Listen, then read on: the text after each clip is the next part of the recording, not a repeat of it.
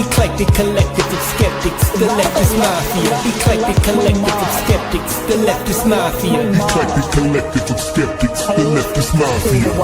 All type of hustles and all type of grifts, pushing all stereotypes and all type of myths. Look how they talk it fast, yep, they take it swift. They got to get the gab and know just how to recite a script, the formula to keep you mad, show you why your life's a bitch.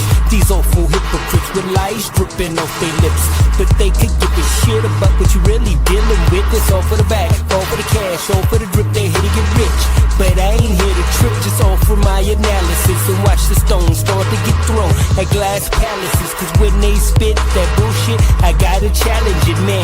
I manhandle it, break it down, dismantle it. Cause if it ain't true, then my dude, I can't stand on it, I can't stand with it. The stance is against it, witnessing the slaughter of innocent Palestinians like cowboys and settlers, killing off the indigenous. Y'all claim y'all in the right, but it's all wrong. I can't rock with you, something fishy going on, this stench is strong. Tilapia, so we formed a coalition here. Our main mission is stopping you. Eclectic collective of skeptics, the leftist mafia. Eclectic collective of skeptics, the leftist mafia. Eclectic collective of skeptics, the leftist mafia. Eclectic collective of skeptics, the leftist mafia. Eclectic collective of skeptics, the leftist mafia. The mob wants victory, but more than that, it wants the total humiliation of its enemies. Hell yeah! I think. Oh wait, where's Lance? See, there he is. Hey. I think that happened this week, right? Total humiliation of our enemies, right? I mean, I feel like. Donald Trump and the Republicans are feeling pretty humiliated right now. Andrew Cuomo and the Democratic establishment, who didn't endorse Zoran Mamdani, are feeling pretty humiliated right now. Chuck Schumer. Absolutely. Yeah, I mean, total annihilation of the far right and the establishment Democrats. Oh, absolutely. I thought it was such a beautiful moment because a lot of us been feeling hopeless and like, damn, ain't nothing gonna change, you know. So I was so happy to see the blue wave that we've been speaking of for years actually be a thing, right? And what some people aren't calling such a major, elections in their local, and state areas.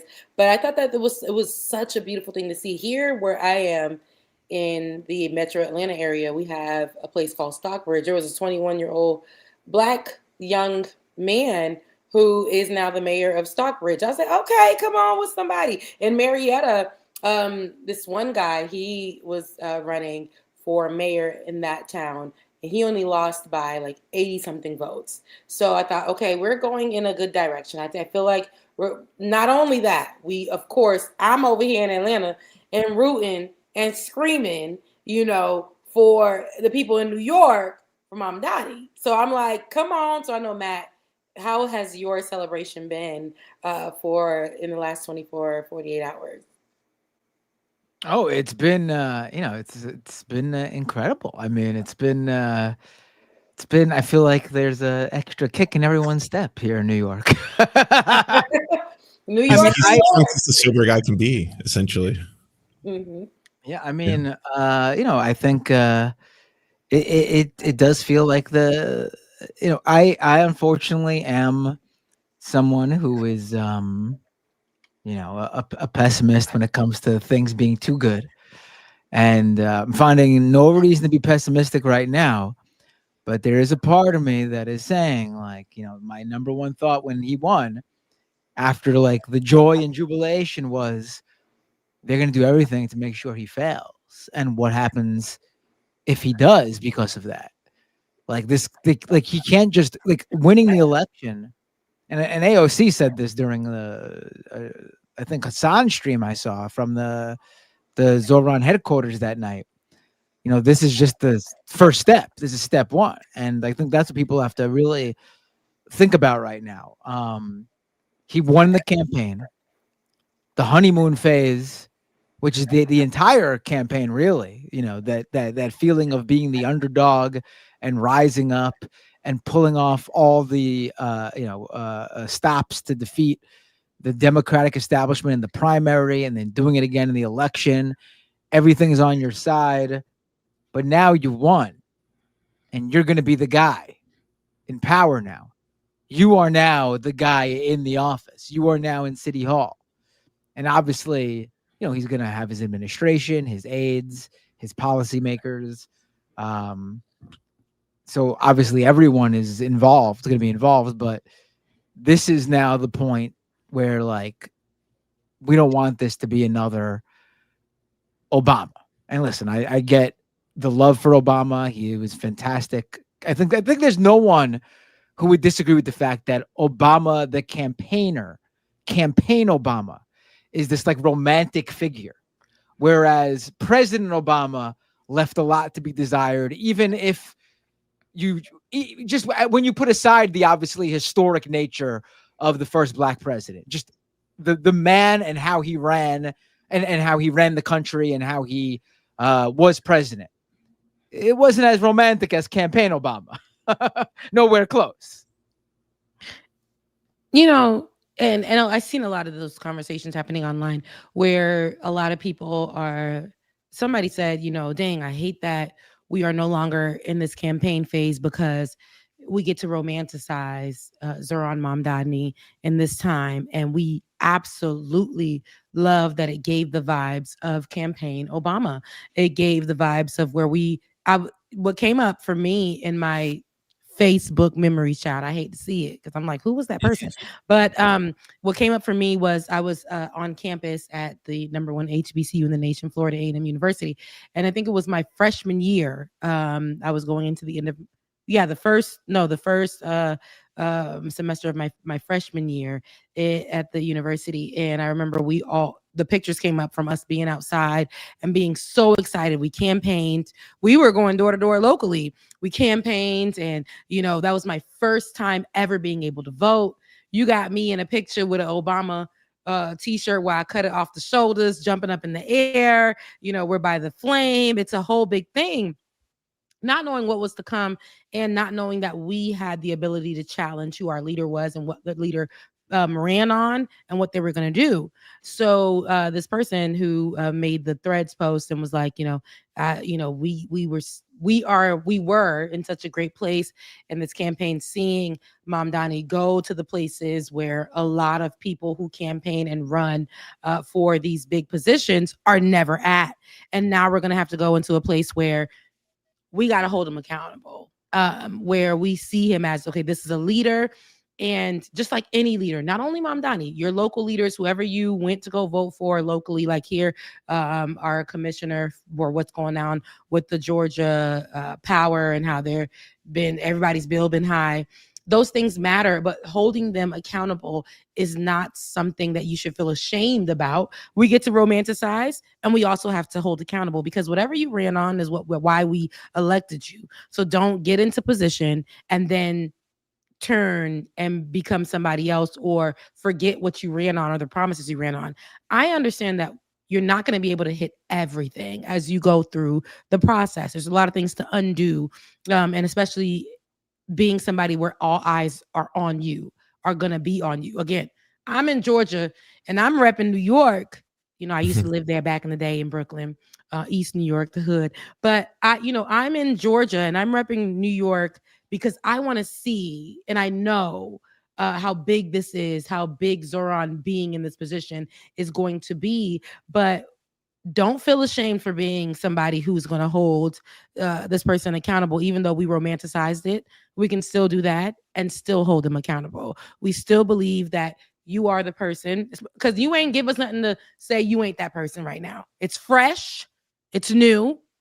Even for the local leaders that we voted in our states, it's fresh, it's new, but we hope that you will go off of things. And if you don't, we can't do what we've done in the major elections where it's just like fall back and be like, we'll just wait until. No, every day we're going to be on your ass. We're going to be like, what you said and you did, we got it. That's the only way we'll have these leaders to be to start doing something, saying something, and moving in the direction that we need them to for major issues, especially not, we have issues that are more important than others. And if you are not as a leader, and you said you was going to you ran on this, and you said you were going to do this, we have to be the ones to be like, but you said that, on October such and such at 10 p.m., you was out there in the club and you was saying that you was going to do this. So remember that we're like, it's not being done. We don't see you doing this. How are you going to get it done? So holding them accountable is the only way I think that we'll be able to move forward and to put fire under the next people who run and things like that. They should never run and then, succeed. And then we continue to do things that we've been doing, which is once they get into the seat, they ain't doing it. And we're just like, well, we'll just try in the next few years. What happens is we make room for, mediocre, or we make room for people to continue to run on just being likable, just being somebody who is great with social media, just being somebody. And we can't do that anymore. We actually need real change. And although we love them, we need more. And that's just that. It is what it is. We made that mistake. And I wouldn't say it was a mistake. It was a learning lesson. Learning curve. Again, what I'd say when we voted in Obama, that being our first Black president, me going to an HBCU for the first time in my life and having the Black experience, that was a huge thing for us. So we was like, our president is Black. Our Lambo's blue. We were out there singing a song with Jeezy. We was having a good time celebration. And every time somebody tried to make a criticism, our president is Black. And that's all we had. It has to be more than that. I know a lot of people were like, our first lady is going to be a Gen Zer. We got to, that's great. But Mom Donnie is going to be the mayor. What's going to happen? Is he going to do what he said he did and make sure he does what he said he's going to do? And I think that's important. So. Right. No, absolutely. And I saw that there's a organization, Our City, that just was formed from from his campaign, where they're basically taking that on the ground grassroots campaign apparatus that they created for him, and they're now putting it into making sure his agenda is fulfilled. They're going to be according to what the plan is. They're going to be active and do the work that they did for the campaign, but with Mamdani as mayor, to make sure that whatever external outside forces, politicians, agencies, whatever, need that pressure to work with him to get done these things that Mamdani wants to do, that it happens. And I think that's another area where, like, Obama failed in terms of he created this amazing campaign, and then as soon as he became president, all these people who helped create this campaign sold out. They immediately went to Google and Facebook and cashed in, and they all went into the private sector. There was no Obama for America was like not anything like what his not Obama for what was the thing that came up out of it? Remember what I'm talking about? Yes, I do know what you're talking about, because I had a shirt with it with the saying on there. What was it? Yes. Organizing for America came out. There we go. That's what it was called after. That was not the same thing. There needed to be that same sort of group of people, but not just that. The feeling that was behind the campaign needed to be, that energy needed to be taken and put into making sure that those external forces felt that pressure too. And this is where they failed. Those talented people who created one of the greatest campaigns in American history. Once Obama won, they were like, fuck it, we're making bank with big tech. Yes. I mean, that's what happened. And that's one of the things that,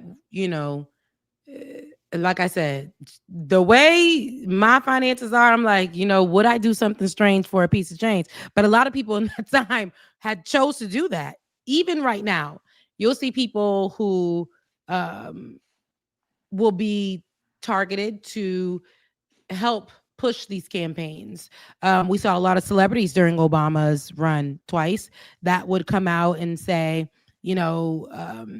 I'm putting my vote in for Obama, and that will be enough. And the next thing you know, we don't hear nothing much from those people. And that was just enough for people to vote. But we'll see people who are targeted, who are social media influencers, who ain't never said nothing about nothing for all this time, be the face of it. And after that, we'll see them start to say things like Nicki Minaj start saying, President Trump, or whatever she calling him now, Poppy Trump, whatever, and start speaking to the other side, because it pays to grift. It pays to do those things. But I think, like I said, now is the time for people to sacrifice, to know this creator, this person, or whatever isn't about that. I need to know why I'm voting for this man. And I need to be, because I think people need to understand their power. You got the power to really hold your leader accountable. You don't got to wait for this creator or whoever to put, because they may grift. Dollar signs, we gonna shake it for some dollar signs. But you and your household and the food you need and the job you need and the healthcare you need, and the housing you need depends on how you hold your leader accountable, and you have the power to do so. If fire is put under these people's behinds, they gonna make a change, especially if you take your grievances, if you use your platform and take your grievances online and say, he said he was going to do this, and this is what it's looking like for me and my city. We need to see the action. We can't depend on people who we know are going to grift. But there was a lot of grifting, and it's only because, especially under Obama, but it's only because it pays to do so. Like, money is good. If you start saying, Obama said this, and I used to be an Obama supporter, and I'm just saying what people will say. I used to be an Obama supporter, but now that I look back at it, X, Y, and Z, Republicans gonna eat it up. Your content's gonna go up. You're gonna get more views. People are gonna support more. So many people are gonna be in your comments. They're gonna engage. But people have to sacrifice that if they know for the greater good. And I know it sounds corny, but we really have to be able to look at it and say, I don't care who's in office. I don't care if they're Black, they're medium, if they're clear. I really want to know, is this person going to be able to make the change that we actually need? Because what Mamdani is doing is going to create a wave for the whole United States. All eyes are on this person, but it's going to be able for people to say, you know what? This is what getting somebody new looks like. This is what somebody coming in and they're doing the job, and this is what it looks like. We have to be able to do that. We can't settle, and we can't settle for grifters either. So right. I know at least Eric Adams set the bar so low. Well, Eric Adams and Andrew Cuomo both set the bar so low. Oh my God. And there was a time, remember in 2020 when we were leaning a little too heavy in, Andrew Cuomo. They were trying to make him the bae at the time. Oh yeah, he was right. Cuomo is sexual. He's fine. He can run things. Oh my goodness! Andrew Cuomo was so presidential. And if I have a post out there from that time, I'm not that person anymore. But I'm just saying, we were all leaning into, this is very presidential. This is whatever. And quickly we found out it's not. It's a facade. It's performance. We need more than performance. I know that right now that's the thing to do, but we need more than performance. We need more than somebody who has a preacher's voice. We need more than somebody who's going to tell us what they're going to do. That's so great. We need more than somebody who's going to be the first. It's great to hit those things, but the way the world is going, we need more. And I really hope that people see, if this person or these people start to grift, that's not your business. Hold your leader accountable. Don't go off of them. Do your research. Go by what your experience is if you are in those cities. And that will be how we need to move forward. That's going to be the only way we make change. If we actually press these people like a panini on what they, said they were going to run on. We can't continue to be like, no, but you see, that's just, Nicki Minaj said, and, don't shoot the messenger, But what that person, no. You ain't eating, friend. Your housing done gone up $500. You know, like, let's be for real. So I think that will be the difference. I really want us to, like I said, it was so beautiful to see. I think when we lost hope, we have a glimmer, a slither of some kind of hope. And I think right now is the time we can have that hope, but we can still hold these people accountable. I think it goes hand in hand. Yeah, I'll say of all of it too, I think his victory speech is what really put the hope into the forefront. Ooh, can we watch it? Does somebody have it available? Yeah, you should definitely watch the highlights. It's on Democracy Now's channel in full. But what struck me from it is that I thought he was going to take a very kind of center safe. That's usually what happens, right? Yeah. And yeah, normally when it's like the victory speech, it's like, congratulations to Andrew Cuomo. He ran an excellent campaign, and I think he's a wonderful person, and he's done wonders, and what an honor it was to compete with him. I'd also like to thank, so-and-so, and we're going to be running a campaign for everybody. It was not that. It was, very, very, proud, but angry, and at the same time, like, just being like, we're not, the age of taking shit is over kind of stuff. Like, it was pretty inspiring. I got to be honest, I hope. Yeah, I mean, you had left that night when we were streaming, and he came on, and I was like, that's exactly what I said. I was like, this is the part where I was like so excited, emotional. I was like, I'm so used to seeing, like, leftists rarely see a leftist win, but like even like progressives that win elections and you have hope for, they immediately moderate.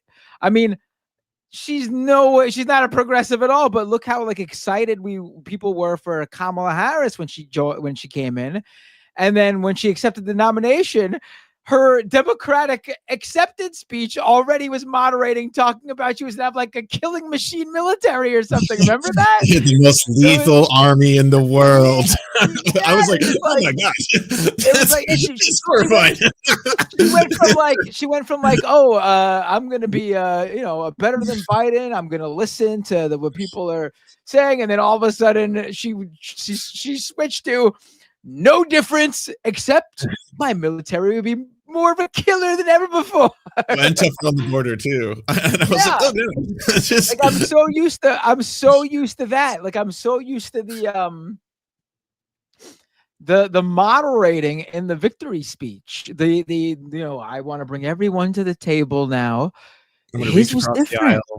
His was different. Yeah, his was very much too. He was speaking like he was not trying to appease the what everyone was accusing him of, where it's like, you have to really tone down the fact that you're a Muslim, and you have to really tone down the fact like you hang out with a lot of different people of different cultures and ethnicities. It was he was loud and proud about that, and I was like, oh my heart, this is just so refreshing to see, because like that I lived in New York for summer. It's a very multicultural city. I was astounded that there was so much that like went down to like, he's not going to support Jewish people. He's not going to support white people. He doesn't care about Italians. He did 9/11. He's a disgusting jihadist Muslim man. And I was like, this shit is so gross to see. But like, I don't think the average voter, I think that's the right wing online. That's the right wing pundits and the Fox News hosts, right? But like the average person, they care, right? Like they care about the economy. Like that's what the exit poll showed. Everyone was like, they have financial worries. Everything's too expensive. Everyone's fucked. Like that's what spoke to people way more than all of the racism, like just the unbridled, unfiltered, nonstop racism. That's only ramped up since too. It's not like any Republican has learned a lesson from this. They're getting the Islamophobia towards him and his campaign, really towards him the person, was insanity. It was like all of a sudden people who claim to have be progressive or good liberals and anti-Trump and what are those signs that all those suburban moms put up in front of their house? In this house, we believe in science and all that, and all that shit went straight out the fucking window. Yeah, for Cuomo, for Andrew Cuomo, and Cuomo himself, his whole campaign. I can't tell you a single thing he wanted to do. His campaign wasn't about anything that the guy, Andrew Cuomo, wanted to do. The entire campaign was about stopping Zohran Mamdani. Absolutely. And time again, we will see, even when it doesn't benefit the Democrats, a campaign against something will never be as inspiring as a campaign for something. Absolutely. The Democratic strategy to just run anti-Trump and offer nothing more than anti-Trump has been a failure. Yet Mamdani ran an anti-Trump campaign and he won. But that's because Mamdani's anti-Trump campaign wasn't just, I'm going to stop Trump.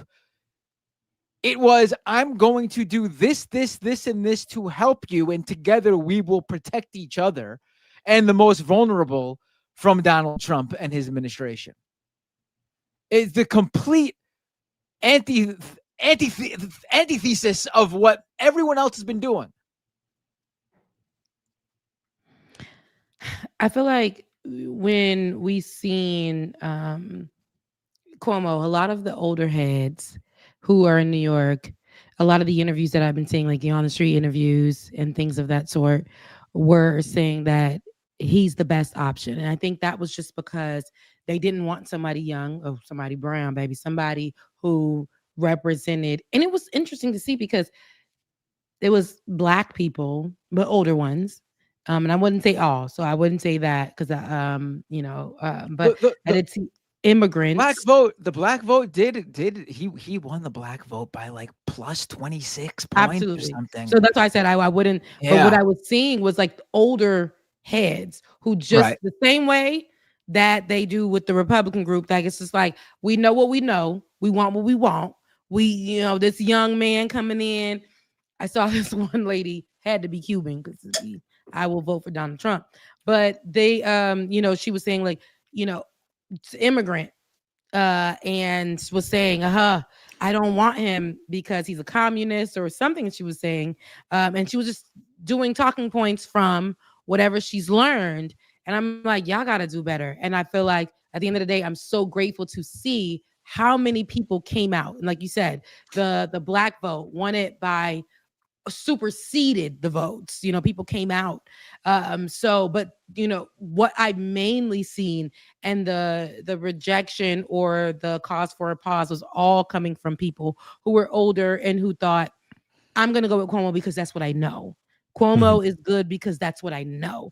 And I don't want anybody young coming in or whatever. And that's really all that was. I think in the primary that was correct. Mm-hmm. But in the general election, I think it's impossible for Mamdani to have won the Black vote as overwhelmingly as he did without winning over older Black voters too. Especially if you look at the map, like he won the Bronx and he made significant headway into the Black communities in like Queens and Brooklyn, like in like in East New York and in Jamaica. And what I think happened there. Oh, did you want to say something, Lance? I'm sorry. Well, I just want to add, I read a really good article written by a Black woman from New York who talked about it in large part due to the fact that he went out and spoke to them. Like it's one of those things where it's like you can't just give like canned answers. Like you have to actually meet people and like have conversations with them and like make them realize that like you actually have their interests at heart rather than just saying like a slogan. I think that's obviously part of it. You do have to meet with people. There's nothing that can replace that in-person meeting. But what I think is the biggest factor here is that there's been progressive candidates who've gone out and met with voters and still lost their vote. You still got to do it because that's not always going to be the case. But I think the real differentiating factor here is that he won the primary. Yes. The idea that Black voters, because like, with Bernie Sanders, for example, where he lost the Black vote by a lot. I think the issue here is Black voters have the most to lose if the Democrats lose. And when it comes time for a primary, they're not so much anti the progressive candidate because of their politics. They hear, and, you know, a lot of times it's a convincing argument for them that the progressive candidate can't win. So they go with the candidate who they think can win. And that's when you get like a Hillary Clinton winning the primary, and then you get a Joe Biden winning the primary, because those are the safer bets. Those are the more mainstream Democratic candidates. But Mamdani won the primary, even though Cuomo won those black voters in the primary. But once Mamdani won the primary, those black voters were convinced. This is the guy who's the Democratic candidate. He's going to be on the ticket, on the ballot as the Democratic candidate. He's the safe bet. We can vote for him. I honestly think that's the main thing here. I think that's the main thing, especially for those older black voters. Yeah. Yeah. I hope the ones that didn't believe, especially that live in New York, who are used to the way that they've been living for so long and with terrible leadership, crooked leadership. I hope that Mamdani really shows them the different way of living and what it looks like in the new day of what they can have, right? And I am so interested to see the change of perspective, because I do believe, like I said, he ain't give us nothing just yet. While we are open to holding him accountable, we should and will. I don't live there, got family that live out there, but I think that in anywhere we live, the perspectives, I can't wait for the perspectives to change, especially with a lot of the leaderships that people are coming in and ready to actually do some change, that I believe, until they show you different. But I can't wait to see, like in his first year, what that looks like. I want people to be realistic though, because a lot of people believe that he should go in the same way we expected a leadership to go in and just come in and do bippity boppity boo, right? Just change things just like that. And it takes time, especially to undo so much mess that's already occurred, that have been placed there, that's tattooed there, especially to undo that. Give the person time. Don't just be like immediately, like, again, make sure he's pushing and doing what he needs to do, planting seeds that need to grow, that need to be watered, but planting seeds that even if, you know, in his time he leaves, those things begin to grow or take time, but know that he's doing what he said he's going to do. But don't think that in the first year that it's just going to be right there. Oh, we should have Cuomo, you see, because Mamdani didn't do what he said he was going to do in the first 3 months. And we have to be realistic, and we have to be like serious about those things, you know. But I can't wait to see the change of perspective from those people as they begin to see something new. We can't always be sitting on Nancy Pelosi for 55 years and expect some change. It ain't going to be that. We need actual change, and we're going to have to, we're going to have to be open to it. That's the only way. When things are the same all the time, especially when we see that it's not benefiting people, you know, it's clearly just benefiting you, warming the seat up for nobody to come and sit here and actually be like, you know what? I'm here to change the city. I'm here to put better into the city. I'm like, I can't wait to hear in a year's time the perspective of those people that thought that just because he is 34 years old, he's not capable. Just because he is a brown person, he's not capable. He's an immigrant, not capable. I'm a millennial, not capable. I think that I can't wait to see the perspective change on that, because I think a lot of the older people just assume because Cuomo is a name, is a brand, is somebody they've known before, this is who we need to have because he's been seated before. I seen somebody say, and I had to unfollow them. Somebody, when I used to live in New York, a friend of mine put, and a black person, a millennial at that, was saying like, you guys want the Mamdani who's so bad, and meanwhile this is the person that never did the job before and never. I'm like, that's the stupidest take. A lot of these people, before they got the job, they never did the job before, but they ran on it just like everybody else. And we should be open to change, especially when things have been looking the same time and time again. You want to go with Cuomo because we romanticized that at a time, and we thought this is going to be the best option for us. And then the bones started falling out of the closet, and we realized that this ain't the person that we thought. All 13 skeletons. Absolutely. Right. So, being open to something new, even though it doesn't look like what we're used to. Some white man or some cop, right? Just coming in and running off of things that sound good, and then once they get in there, it suddenly changes to talking points like Donald Trump. Or there are people who have history of abusing women, allegedly, and those things, being not the person, not for the people. We need people who are going to be for the people. That's why we have you seated. And so while I love to see Mamdani in the clubs, right? I don't go to the clubs no more. I'm 35. But while I love to see Mamdani in the clubs and the things, but I can't wait to see what that looks like tangibly, like to see him being out there, if a storm does come to New York, how he immediately, or the city, how he immediately goes in and takes charge, and I'm pretty sure we're gonna see that, for the people. In his acceptance speech, I sent it to you through the chat, if we can play that. But in his acceptance speech, what he said, it was very charged, and I want to hope and I want to believe that. But again, I want that to be something that goes through all of our local cities in every state, where people could be like, you know what?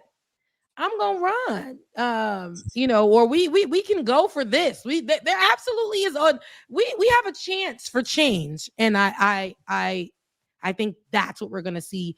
I think that's what we got from Obama. People believe, okay, we can have us a president of color. He opened those doors. A younger president, something new, something fresh.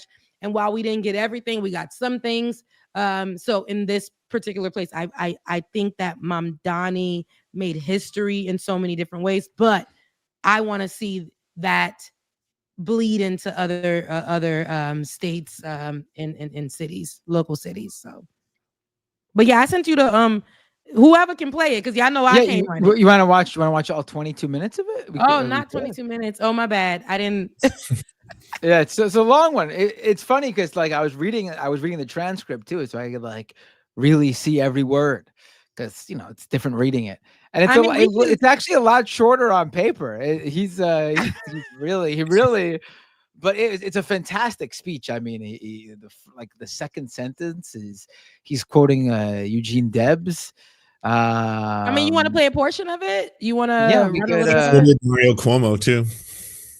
He quotes Mario Cuomo and doesn't mention the name. That was fantastic. I like how you say Mario. You say Mario. It's New Yorker. We don't call him Mario. We don't say Mario. It's Mario. Hey Mario. Hey Mario. Mario, what's up? All right, let's play this.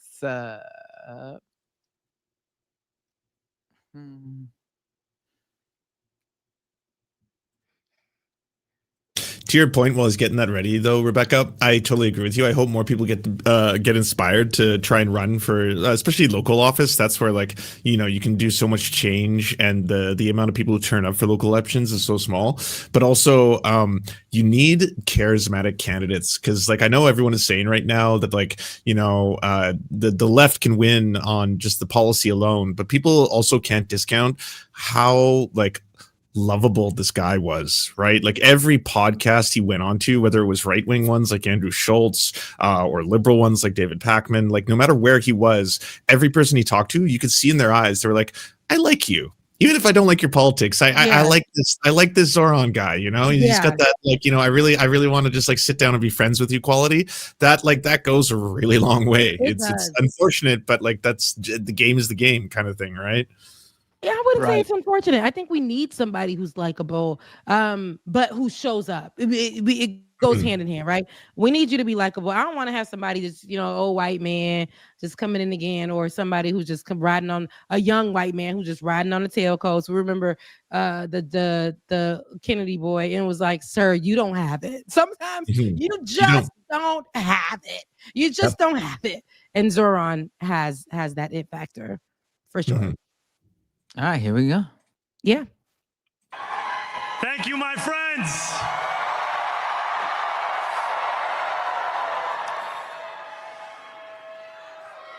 The sun may have set over our city this evening, but as Eugene Debs once said, this is when I knew he wasn't going to moderate that speech.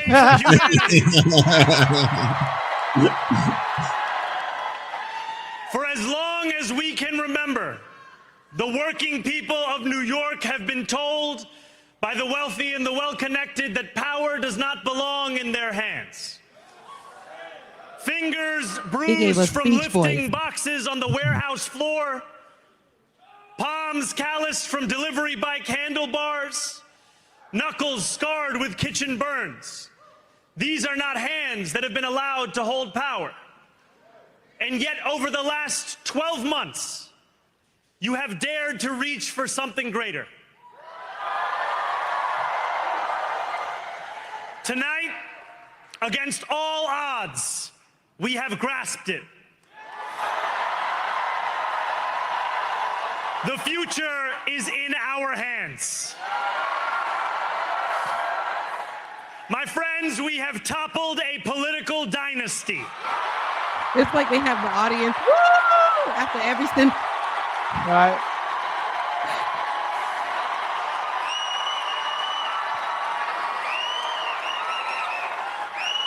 I wish Andrew Cuomo only the best in private life. But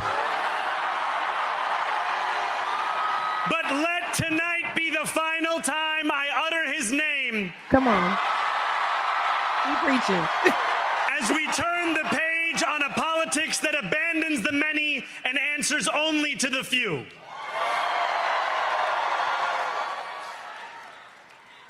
New York, tonight you have delivered a mandate for change,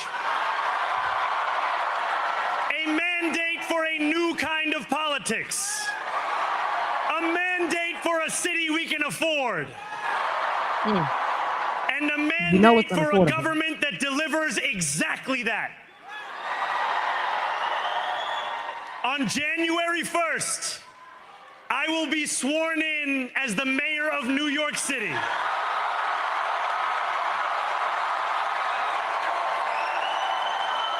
Look at you over there, Matt, looking like a proud papa. And that is because of you. It's a great speech and a great Before story. I say anything else, I must say this. Thank you.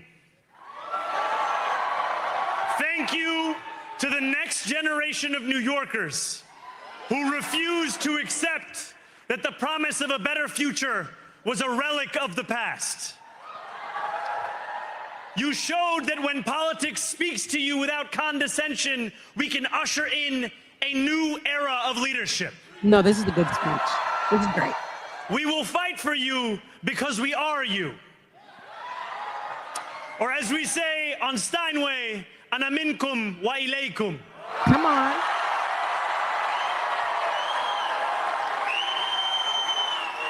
Thank you to those so often forgotten by the politics of our city who made this movement their own. I speak of Yemeni bodega owners and Mexican abuelas. You don't say. Senegalese taxi drivers and Uzbek nurses. Trinidadian line cooks and Ethiopian aunties. Yes, aunties. To every New Yorker in Kensington and Midwood and Hunts Point, know this. This city is your city, and this democracy is yours too.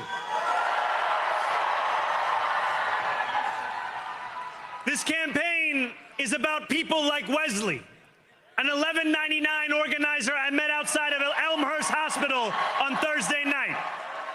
A New Yorker who lives elsewhere, who commutes 2 hours each way from Pennsylvania because rent is too expensive in this Tell the city. people story. It's about people like the woman I met on the BX33 years ago, who said to me, I used to love New York, but now it's just where I live. And it's about people like Richard, the taxi driver I went on a 15-day hunger strike with outside of City Hall, who still has to drive his cab 7 days a week. My brother, we are in City Hall now.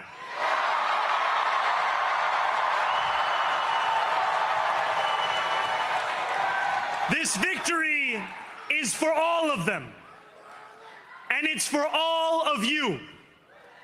The more than 100,000 volunteers who built this campaign into an unstoppable force. Okay, so you can pause it right there. Because Somebody of you, we will make this city one that working in my chat, which I think is really great. They were saying it's never, he always says the framing that he's using, it's never his, it's always ours, yours, us, and we. I think that is a thing that we've been missing too. It's the I from a lot of these people who are campaigning or running. But he's inclusive where, and I'm not talking about marginalized. He's just saying, oh, listen, this is going to be a group effort. This is going to be a group project. And again, that's something that people have been missing. So that adds to this nostalgia or this, like, I've never had this feeling before. He's including us and he's saying what he's going to do for us. And nobody feels like it's just going to be for brown people. It's just going to be for immigrants. It's just the way he's framing this speech is huge. And this man remembered a story from 33 years ago. He 30. How old is he? I'm like, you was 1 year old. 34. He's 34. Yeah. Still, he remembers something from years ago, an experience, or meeting somebody who lived in New York for 33 years. I don't remember the framing he said, but that is the stories that he's telling are New Yorkers' stories, are things that I've heard when I lived in New York 10 years ago, and like. I get there, I'm excited to move there. I'm thinking, New York, like just the whole thing, right? I love it here. But hearing people say, New York isn't the same for so long, but having somebody saying, I'm going to get back to the heart of New York. I'm going to get back to what this place was built on. But it's going to be brick by brick, but hearing somebody be able to say that and actually you can feel it from the framing of the way that he's saying what he's saying is like we, ours, us, because that's essentially how New York has always been. When I lived there, I always felt like, man, this is a real melting pot. Now, I'm from South Florida. I think that's the best place in the world. But when I moved to New York, I really got to see everybody having their own corner, but we all riding the train together. You riding the train with the rich man, and you know how it is. One of the carts or whatever they call them is going to be this a homeless person in that, but the next one has a rich person. We all riding the same trains. We all walking the same streets. We're all doing that, and I think like it's everybody is included into this. I'm not just going to benefit the rich. I'm not going to just benefit the poor. I'm not just going to benefit the brown. This is what we're getting from that speech. And this is actually, I've seen so many clips from this, but watching this for the first time, I'm like, dang, it really is giving the vibes of that good old day, 2008, when Obama won. Like it was that excitement and that feeling.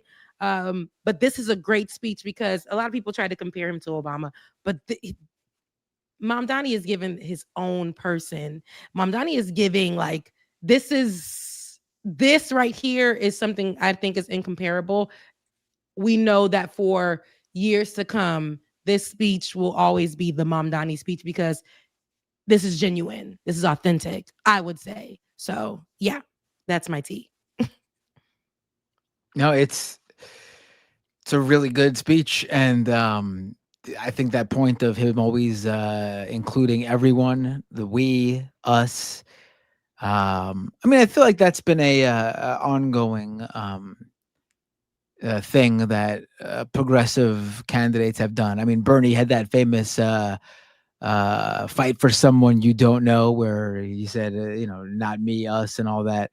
But this is a winning campaign, and that means a lot more when you say that, because it is going to be up to everyone for this to work out. Do we want to keep listening to more, or? Oh, absolutely. I think that's a great way to go through the show. People are loving it. Go ahead. Love and live in again. With every door knocked, every petition signature earned, and every hard-earned conversation, you eroded the cynicism that has come to define our politics. Now, I know that I have asked for much from you over this last year. Time and again, you have answered my calls. But I have one final request. New York City, breathe this moment in. We have held our breath for longer than we know. We have held it in anticipation of defeat. Held it because the air has been knocked out of our lungs too many times to count. Held it because we cannot afford to exhale. Thanks to all of those who sacrificed so much, we are breathing in the air of a city that has been reborn.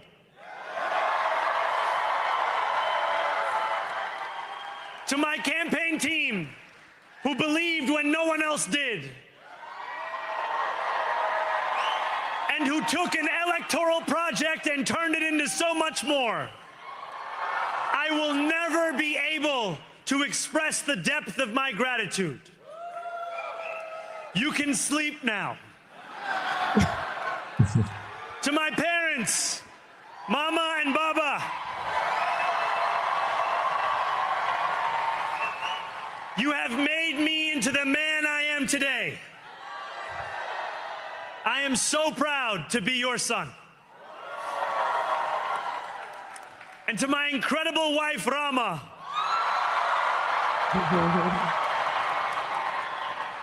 Hayati, there is no one I would rather have by my side in this moment and in every moment.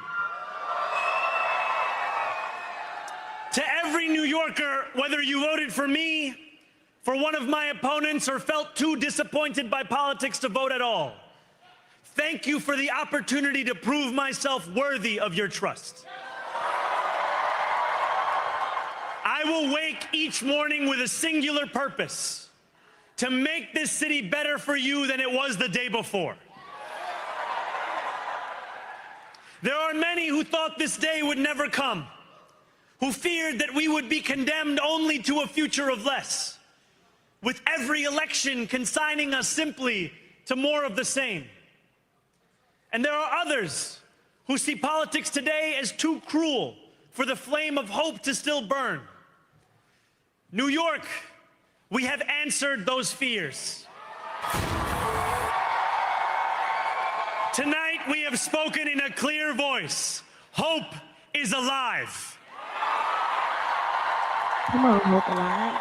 Hope is a decision that tens of thousands of New Yorkers made day after day, volunteer shift after volunteer shift, despite attack ad after attack ad. More than 1 million of us stood in our churches, in gymnasiums, in community centers, as we filled in the ledger of democracy.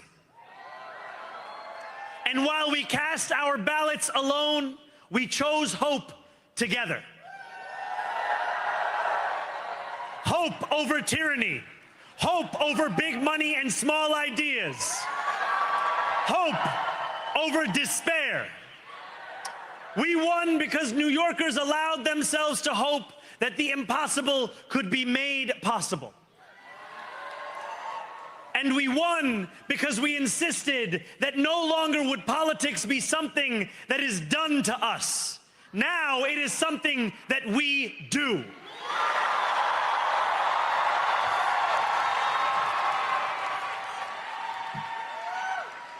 Standing before you, I think of the words of Jawaharlal Nehru. A moment comes but rarely in history when we step out from the old to the new, when an age ends and when the soul of a nation long suppressed finds utterance. Tonight we have stepped out from the old into the new. So let us speak now with clarity and conviction that cannot be misunderstood about what this new age will deliver and for whom. This will be an age where New Yorkers expect from their leaders a bold vision of what we will achieve, rather than a list of excuses for what we are too timid to attempt. Central to that vision will be the most ambitious agenda to tackle the cost of living crisis that this city has seen since the days of Fiora LaGuardia.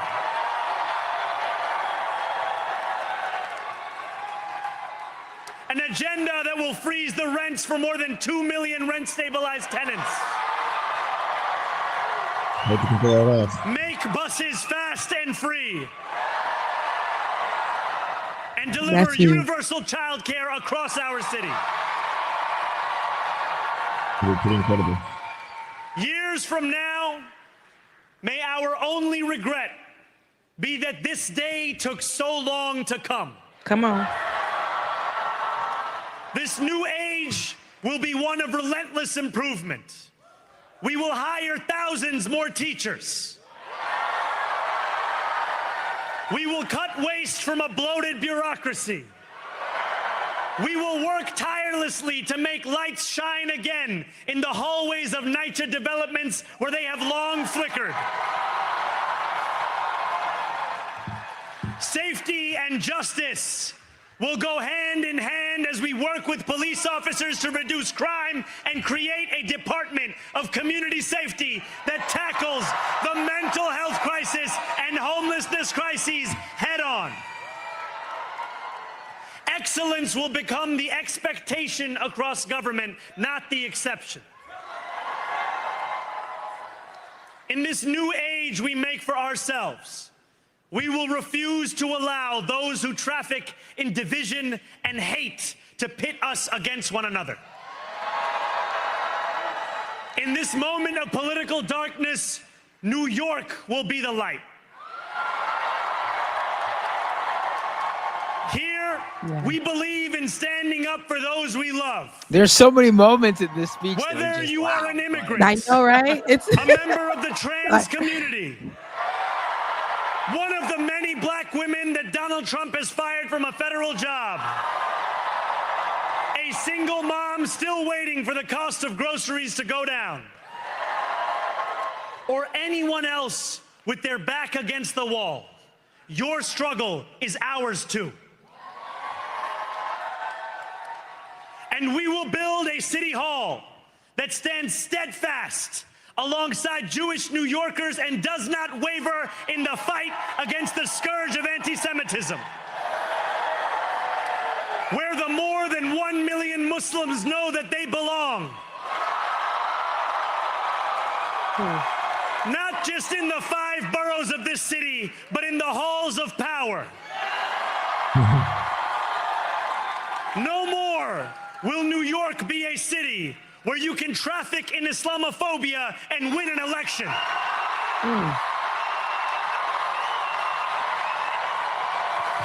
I know. They over there losing their mind. This new age will be defined by a competence and a compassion that have too long been placed at odds with one another. We will prove that there is no problem too large for government to solve and no concern too small for it to care about. For years, those in City Hall have only helped those who can help them. But on January 1st, we will usher in a city government that helps everyone. Now, I know that many have heard our message only through the prism of misinformation. Tens of millions of dollars have been spent to redefine reality and to convince our neighbors that this new age is something that should frighten them. As has so often occurred, the billionaire class has sought to convince those making $30 an hour that their enemies are those earning $20 an hour. They want the people to fight amongst ourselves so that we remain distracted from the work of remaking a long broken system. We refuse to let them dictate the rules of the game anymore. They can play by the same rules as the rest of us. Together, we will usher in a generation of change. And if we embrace this brave new course, rather than fleeing from it, we can respond to oligarchy and authoritarianism with the strength it fears, not the appeasement it craves. After all, if anyone can show a nation betrayed by Donald Trump how to defeat him, it is the city that gave rise to him. Preach. And if there is any way to terrify a despot, it is by dismantling the very conditions that allowed him to accumulate power. This is not only how we stop Trump, it's how we stop the next one. So, Donald Trump, since I know you're watching, I have 4 words for you. Turn the volume up. Yes!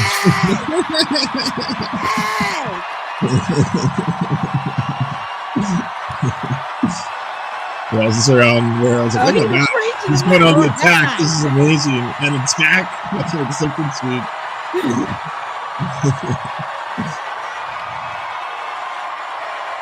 Oh, he read him for Phil. We will hold bad landlords to account because the Donald Trumps of our city have grown far too comfortable taking advantage of their tenants. He said I'm name dropping tonight. We will put an end to the culture of corruption that has allowed billionaires like Trump to evade taxation and exploit tax breaks. We will stand alongside unions and expand labor protections because we know, just as Donald Trump does, that when working people have ironclad rights, the bosses who seek to extort them become very small indeed.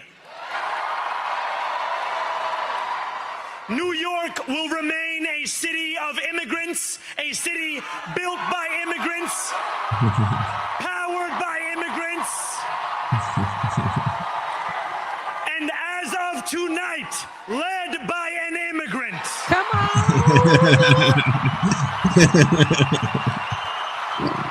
You better preach. That's what's going on.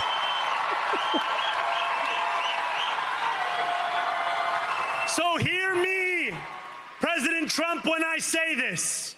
To get to any of us, you will have to get through all of us. No, this is good. This is good. This is why everyone's like, I want to move to New York now. When we enter City Hall in 58 days, expectations will be high. We will meet them. A great New Yorker once said that while you campaign in poetry, you govern in prose. That's Mario Cuomo. If that must be true, let the prose we write still rhyme and let us build a shining city for all. And we must chart a new path, as bold as the one we have already traveled. After all, the conventional wisdom would tell you that I am far from the perfect candidate. I am young, despite my best efforts to grow older. I am Muslim. I am a democratic socialist. And most damning of all, I refuse to apologize for any of this. And yet, if tonight teaches us anything, it is that convention has held us back. We have bowed at the altar of caution, and we have paid a mighty price. Too many working people cannot recognize themselves in our party. And too many among us have turned to the right for answers to why they've been left behind. We will leave mediocrity in our past. No longer will we have to open a history book for proof that Democrats can dare to be great. Our greatness will be anything but abstract.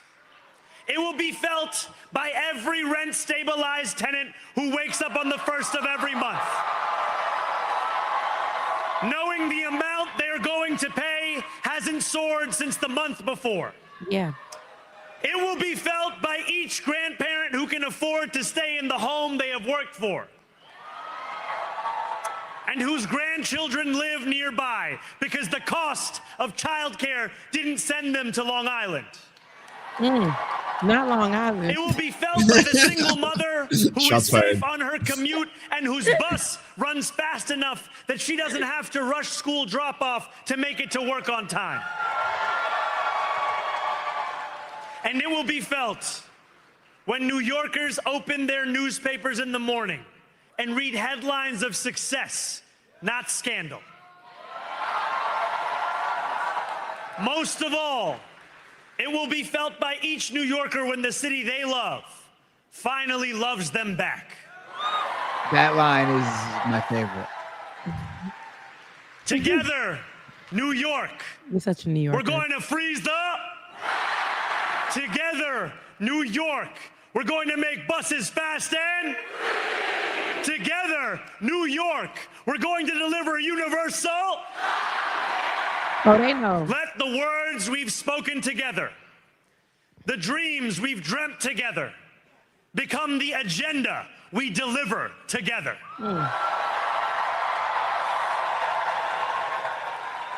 New York, this power, it's yours. This city belongs to you.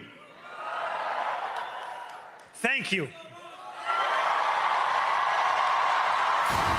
So good. Oh my God. So good. I could have watched it on Sunday. I'm gonna watch it on Sunday for me a good sermon. That's good. Okay.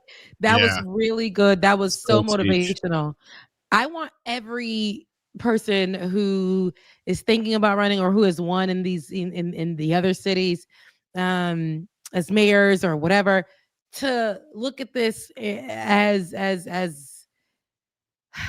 something to be inspired by, because there was so much more. Somebody said in the chat, this felt more like lived experiences and somebody who is speaking from those lived experiences, not just somebody who, and of course they compared them to Barack Obama, saying, when Barack Obama gave his speech, it was a good speech, but this is a speech like a lived experience. I'm talking to you. I felt this. I've been there. I know this. I'm with you.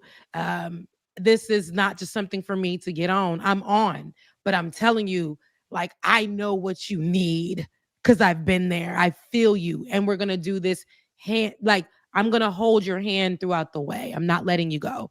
I'm going to hold your hand and we ain't going to stop. We're going running. We're not looking back. This is what it's going to be. And that's such a difference in, like I said, it might just be a speech right now. It might just be the feel goods. We're still going to hold them accountable, but it's just good to know and to hear like this was something like we can all relate to in some way, shape, or form. Again, this wasn't just for a group of people. Great that he represents that. Absolutely 100%. And I love it. But it was for everyone. And everybody got something out of that. And that's what I really loved about that speech. I never seen it in its totality. Again, I saw just clips, but baby, it was so good that people couldn't even, it was just too good. There was no, everything, that Zoran said was just that damn good. It was good. It was good. Rebecca's official review. You get Good. Yes. This is just a number of lines in there that just like hit, and it's just like on their own that would have been like, you know, maybe a good speech would have had one of those lines, and that would have been the moment. But this one had like 15 of them. Yes. Absolutely. It's like now those have to be the captions under the girls' pictures, you know, under like he had so many good lines. Like it's just, you know, but I believe them for him. Like I wish I was living in New York at this time right now. You know, as much as I'd be like, girl, I had to go. I had to leave New York because the people is just living suffering lives. I can't live like that. But, you know, like seeing that, I'm like, baby, y'all about to, it's gonna happen. It may not happen in this next year, but we're gonna see the building blocks. We're gonna see those things come to pass. And man, y'all got good leadership out there, Matt. You know, you should be proud of yourself.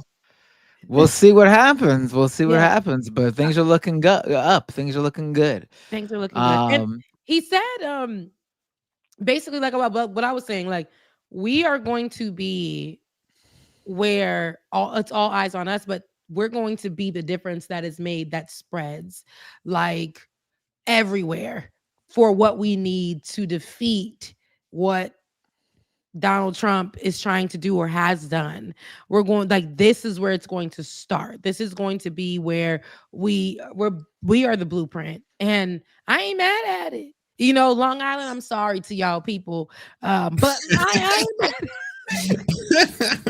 my brother live in Long Island. I lived in Brooklyn when I lived there, but my brother live in Long Island, so I know exactly what he said when people got to move out the city, you know, to live some kind of a life.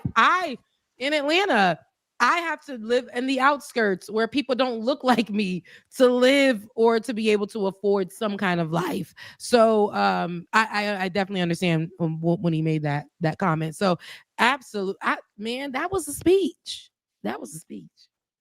Yeah, I think the scary thing now, though, is like I agree with what you both said at the very start of the show, in that like the more he can accomplish, even if he could start with getting, say, like a public bus system running that's free or unbelievably affordable, or rent freeze, the more he's going to be attacked. And I think eventually it could come to a head where you've got Donald Trump sending in his ICE Gestapo or whatever to challenge him, to see how much he can pull off, like he's done everywhere else, right? Like Chicago, LA, you name it.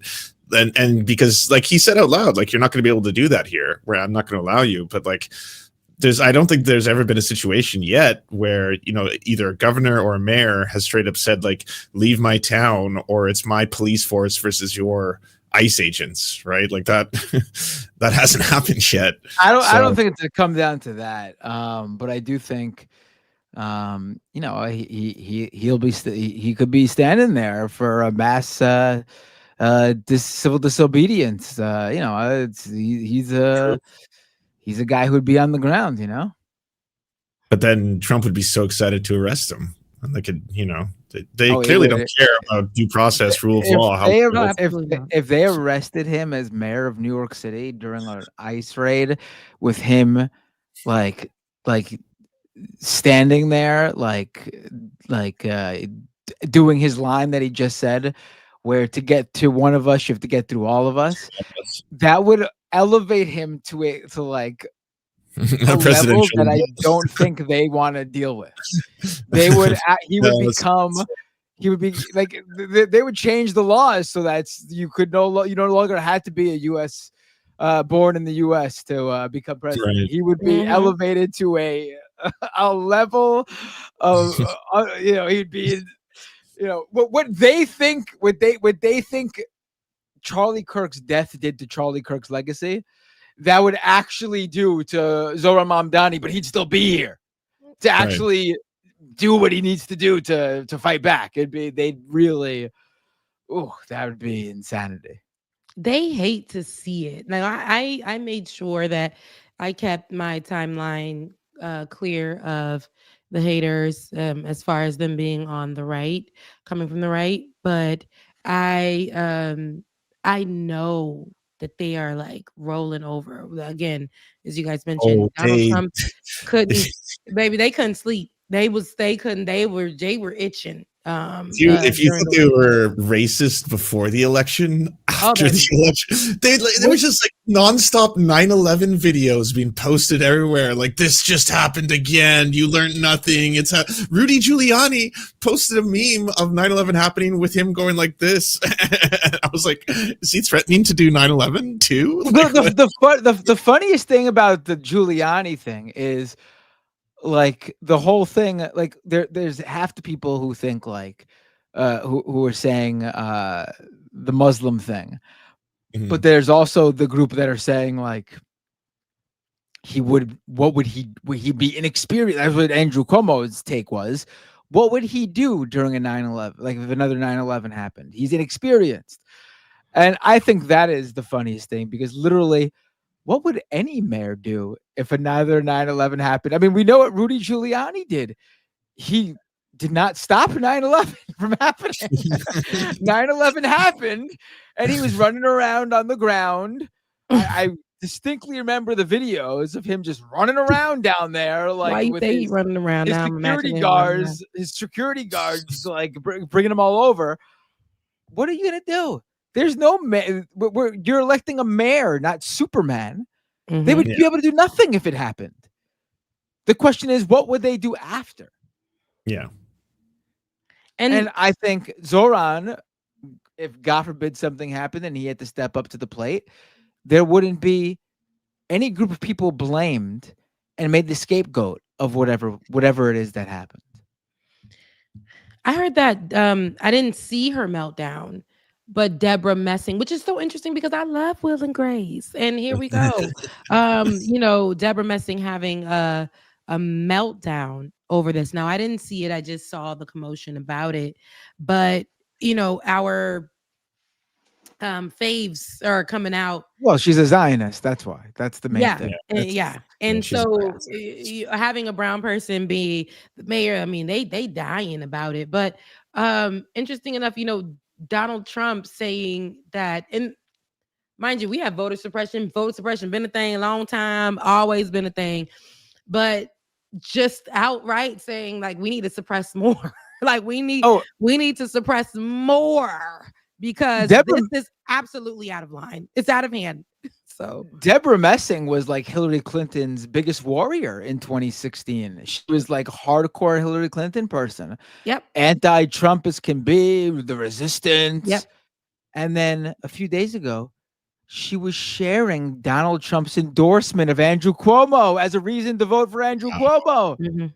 Yeah. Wow. You see, I'm not shocked about those things, because it's always, and that's why I say you have these people who consider themselves, just because somebody can. That's why I never with the feminist movement. I'm gonna run. I'm gonna support this person. I'm gonna whatever. But a lot of these people who consider themselves to be liberal, it's liberal until it's until it's blue until, and it's like, until I make it a little purple, until I a little, because I don't really mess with the brown folk, because in my mind, they're the reason for 9/11.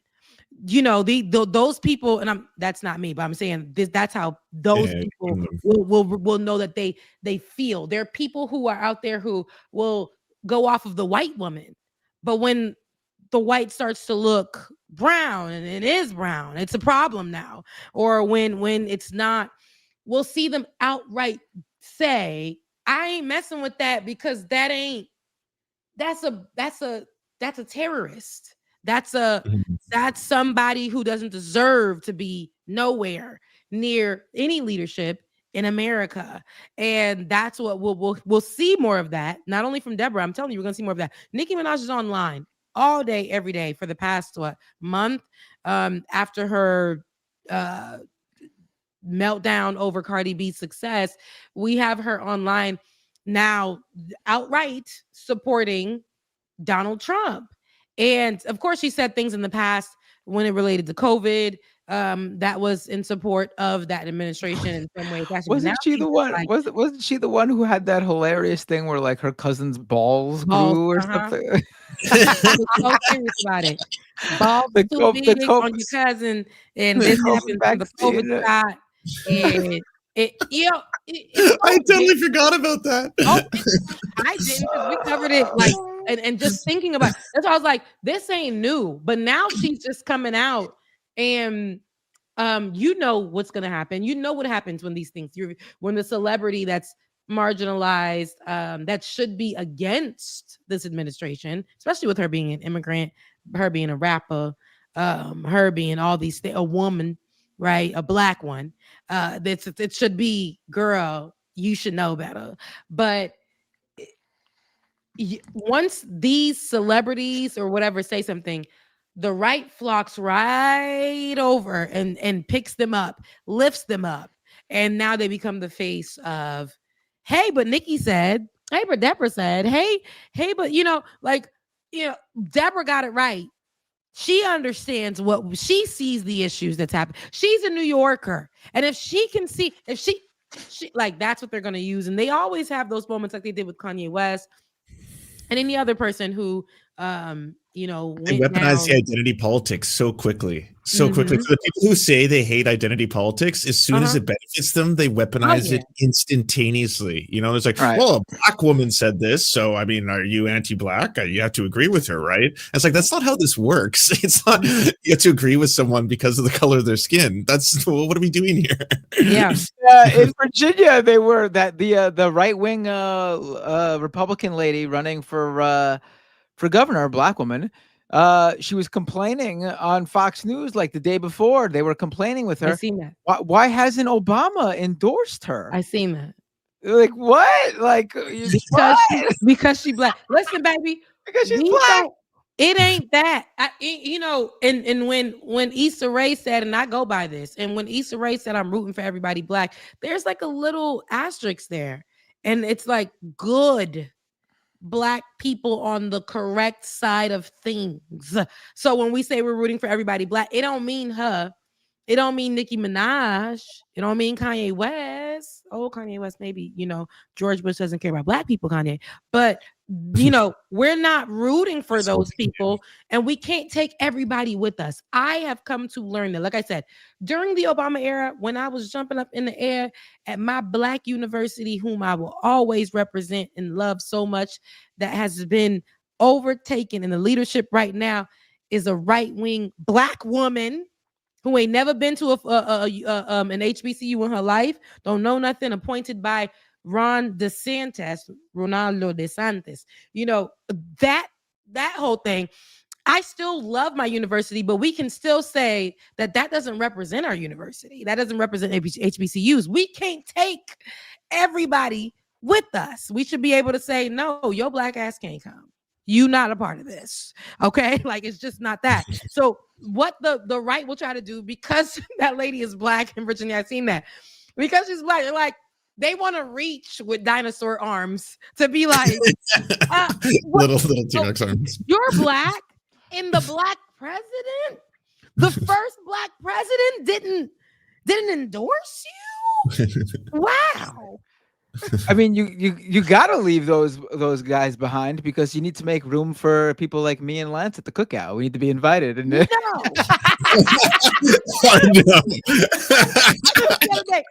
We closed. The doors are closed. The doors. Yeah. Are closed. I ain't even going to the cookout no more, because it's now. I don't want until everything gets fixed. Been there.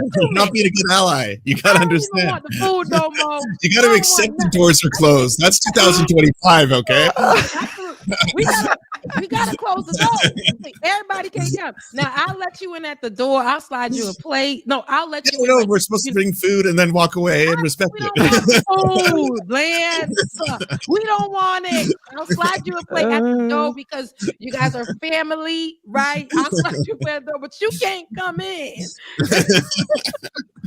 That's it. But no, but yeah, we can't. Everybody can't come, and that goes for y'all, the white ones. Y'all can't bring everybody in too. I seen them online acting up. I see the way you guys help me become privy to what's going on in the white world, where there's people who are absolutely acting up, who should be on the correct side of things, and who initially were but they grifted.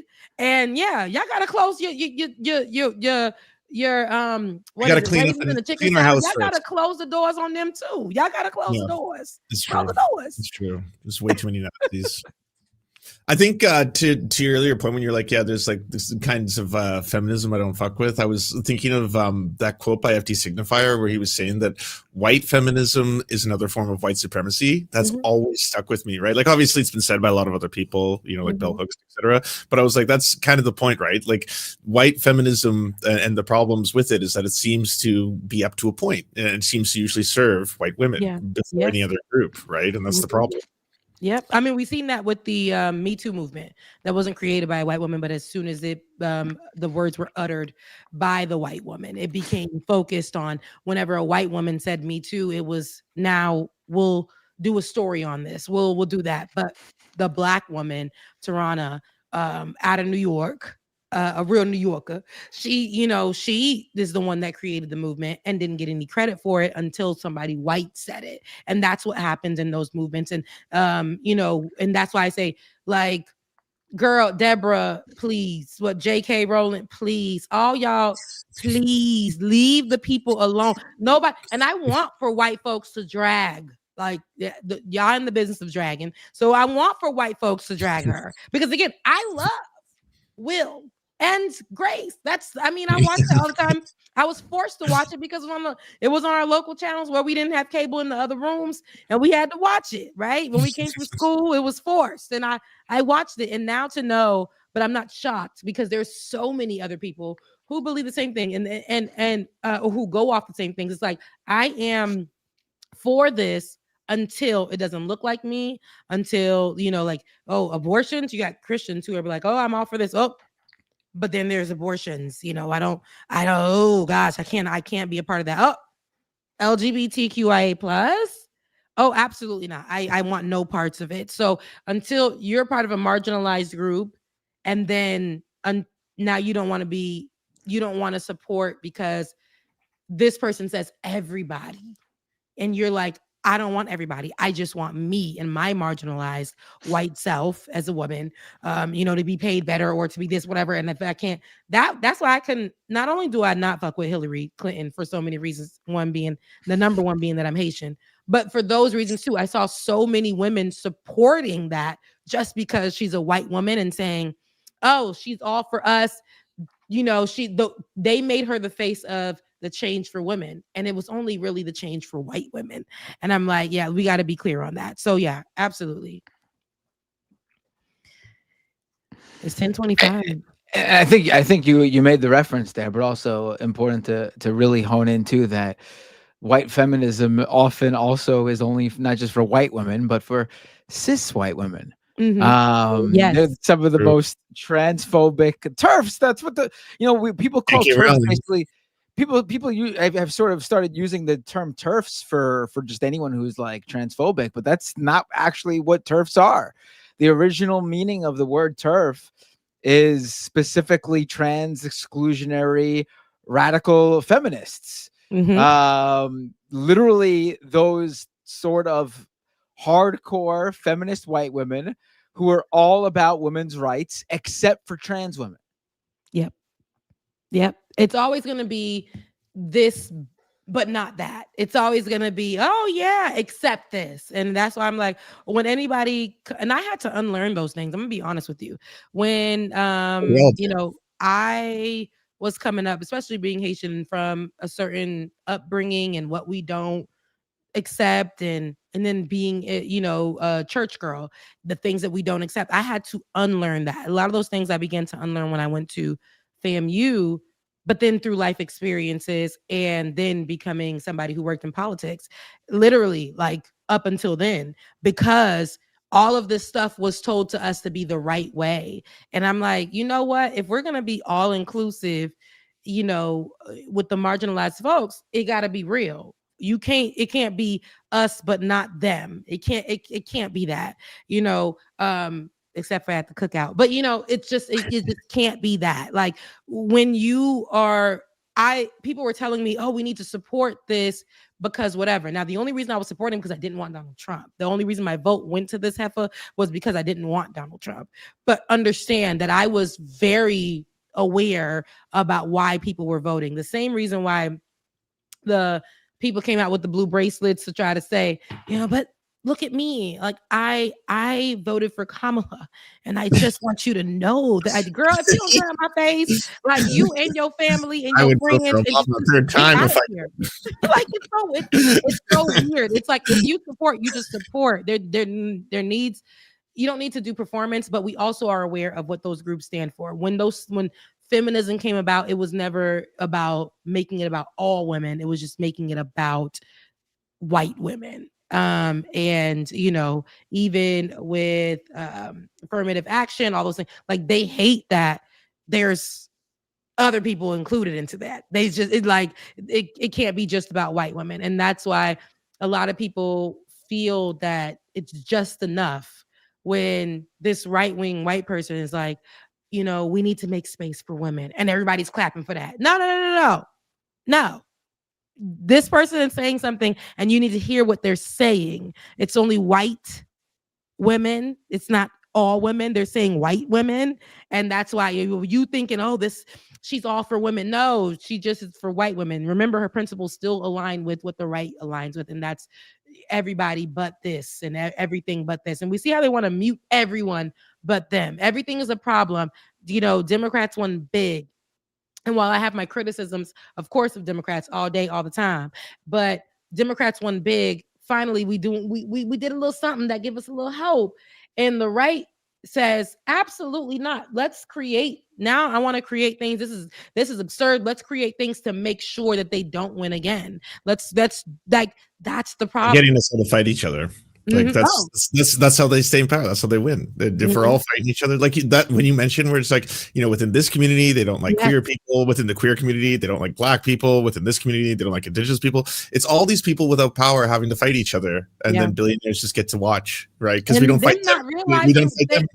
You the one with the power. Why are you letting these people go into your mind? And like Mamdani said, like people who making $30 an hour fighting people who make $20 an hour, and that's even too much for some people. Like, because people making $7 an hour in some areas, but you're fighting these people, and both of y'all ain't got no more. You can't. There ain't no access to health insurance. Somebody was complaining online, and rightfully so, but was saying I make over $100 something with $200,000 a year, but my son has a disease, and I'm dependent on the programs to be able to pay for the very expensive medication that my child needs. So y'all all fighting each other, but going through the same things, right? Like in some capacity. So we all need to be in this together, like for whatever. So don't allow that administration to taint or to put out some information that is misinformation, that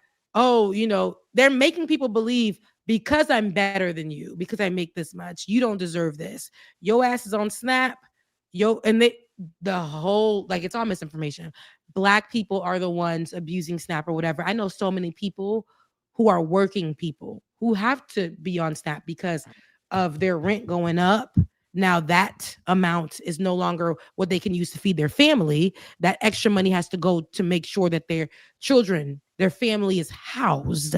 So they have to be on SNAP for whatever reason, or for their kids to have healthcare, or for their kids to be able to eat something at school, something, right? And, people just going online with this BS. Why, y'all so worried about SNAP, you need to get a job. It's so stupid. And mostly white folks is on SNAP. It benefits them too. Majority, yeah. So that's the true statistic, but people don't want to go in on when they're making their comments and their commentary online. Donald Trump doesn't care about white people. Absolutely. And we always gonna quote the old Kanye, never the new. So all right. Well, I mean, that was a lovely show. I know the two of you said you were only going to stay for a little bit, and you stayed for the whole time because we all have so much fun together and we're cozy. I don't get what happened. Where did everybody go? I know Mike was not feeling good. Ariana did say that she had to go or went to go to the Laverne Cox event. Yeah.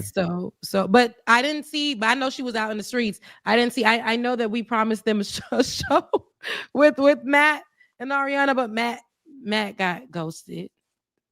So. Ariana was apparently off in LA or wherever she was.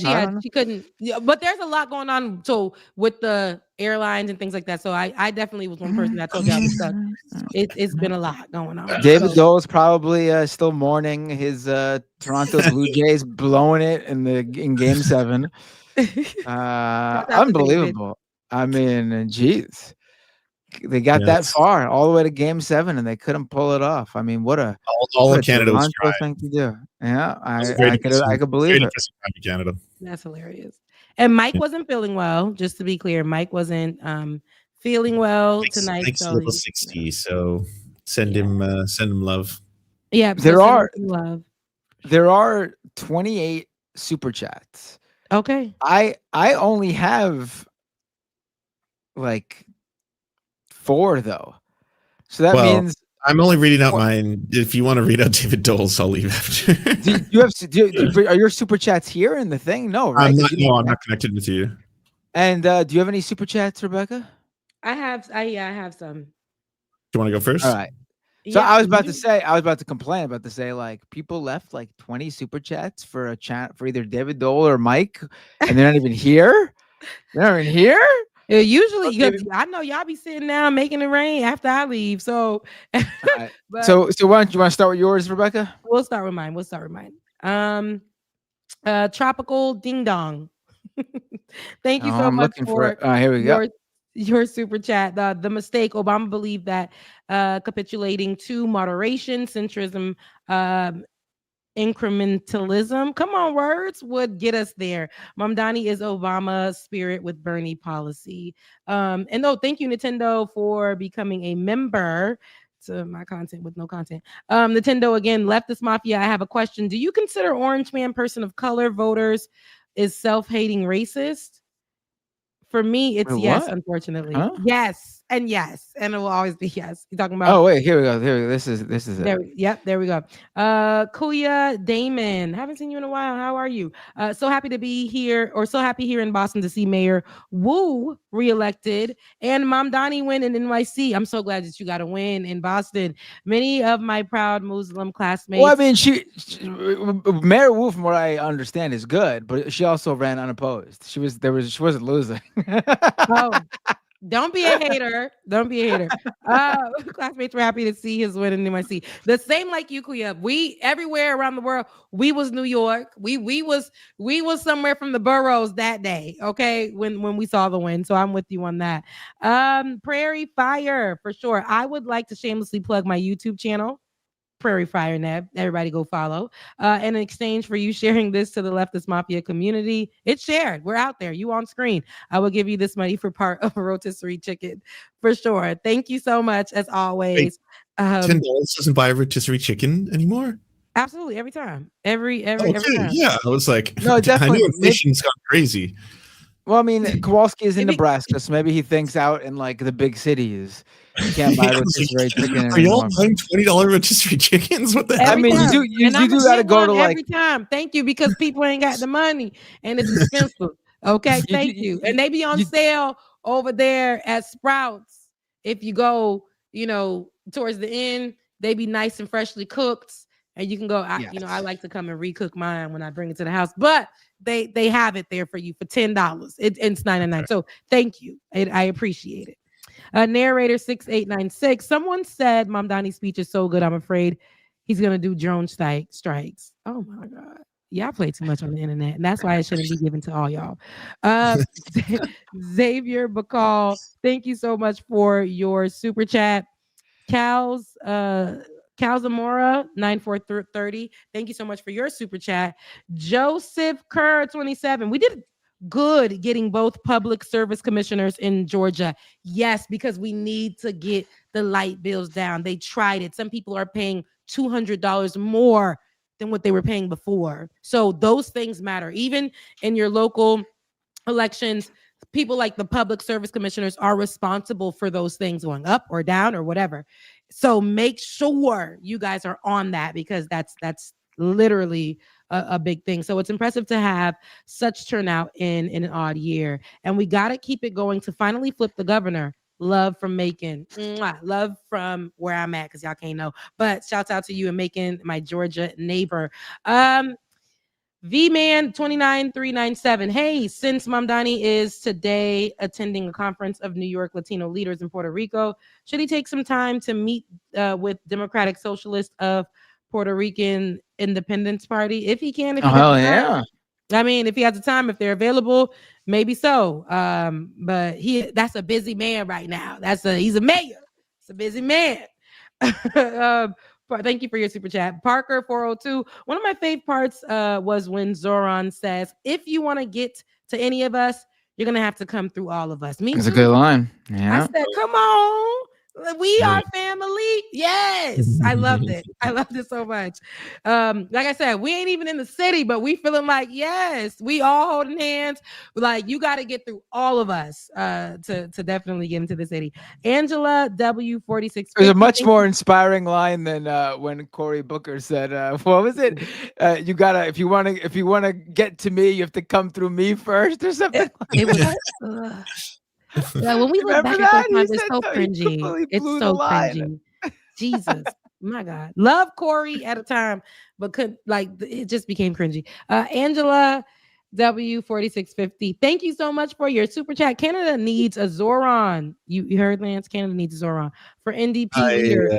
We have a leftish former Muslim mayor in Alberta who might be premier, but he is not a democratic socialist. Everybody needs a Zoran, sis. I feel you on that. We all need one. Hopefully we all get something. Look, Matt over there cheesing because he got Zoran. We ain't got Zoran, but hopefully we all experience a leader like Zoran after these wins or this win.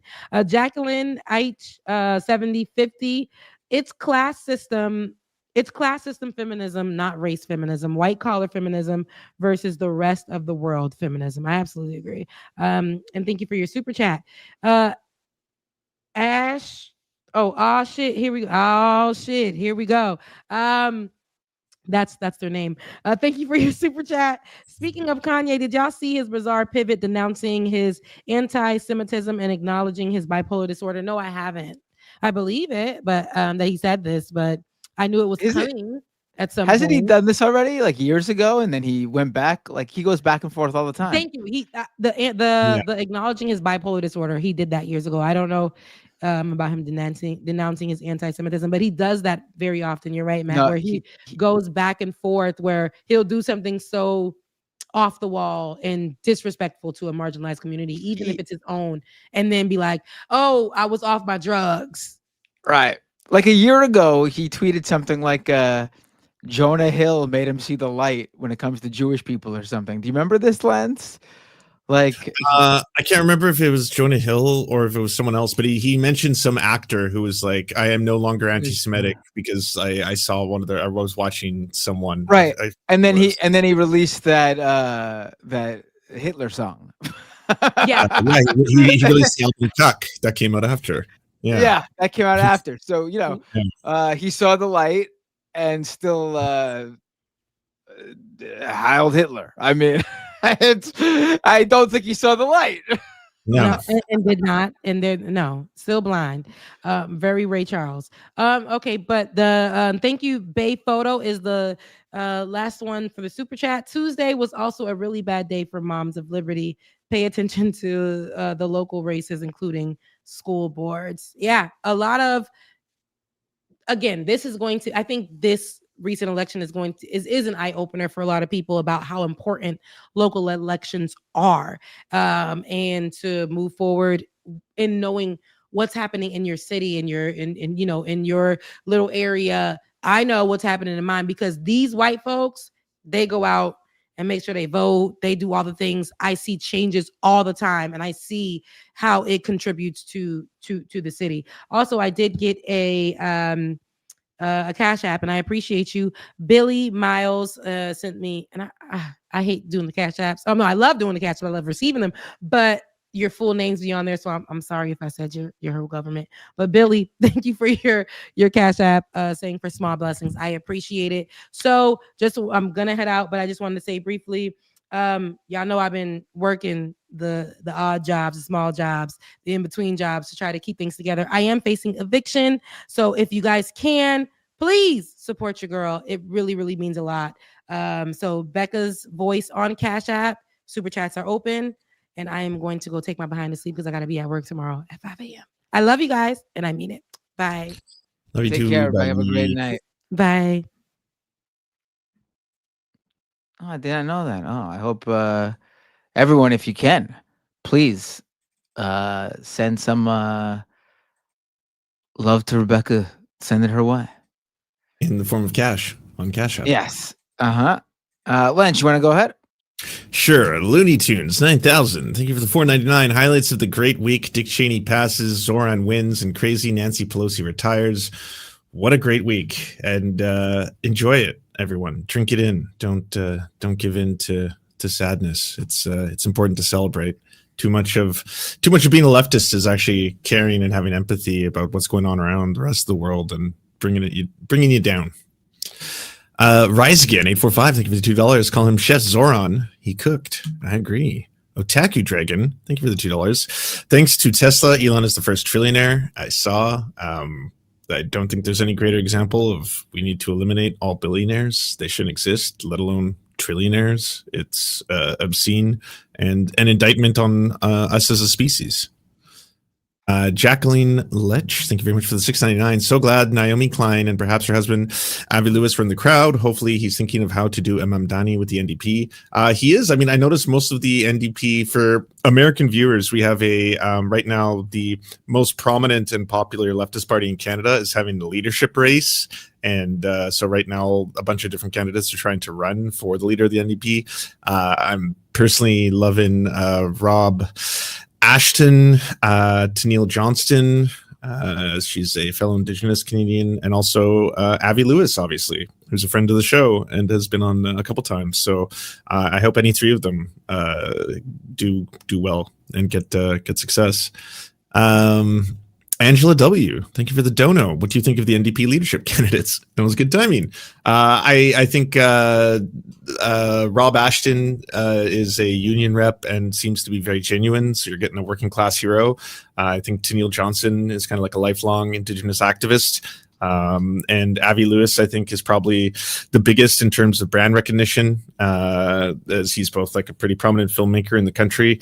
And obviously, his wife is, one of the most famous writers working today. I think any three of them could steer the country in a really good direction. I hope any one of them win. Fulmar Music, thank you for becoming a member. Son of a Newt, thanks for resubscribing. Moonbeam Ziscribe, thanks for resubscribing. Marty C59, thanks for giving a tier 1 sub. And Dan to Dan, thanks for gifting out a tier 1 sub as well. Take it away, Matt Binder. All right. I don't know which ones are for Mike or David Doel, so I think it'll just be easy if I just go through whatever's left, including my own, and read them. There's only about a dozen or so. MK with a super chat. Thursday is the best day for Leftist Mafia because it gets me in the weekend mindset a day early. Oh, I love that. I'm glad we could be that for you. I know exactly what you're talking about back in my school days when there was always something that made the weekend seem a little bit longer, whether it was a day early or an added day extra that Monday. I totally get what you're saying. Glad we could be that for you. Grand Regent Thrag with a super chat. Bring Jennifer Welch and Hassan Abi on Leftist Mafia or face my wrath. Nobody disobeys the Grand Regent and lives to tell the tale. Yeah, we'll just get two of the biggest lefty streamers and podcasters on the show at the same time. No questions asked about, they'll just come on immediately, drop everything. I'm sure we'll do it. I'm sure we'll do it. We should probably also, for that same episode, book Mehdi Hassan. We should probably also see if AOC can stop by, maybe Bernie Sanders as well. Cool. Yeah, right. Maybe Jon Stewart can jump on. I'm not too far from Zoran's district. Maybe he could just swing by and come inside the house and join me on stream here. Let's have one grand old street. Lenin. Should we resurrect Lenin's corpse? Yeah. Take him from the class, have a conversation. Right. Yeah.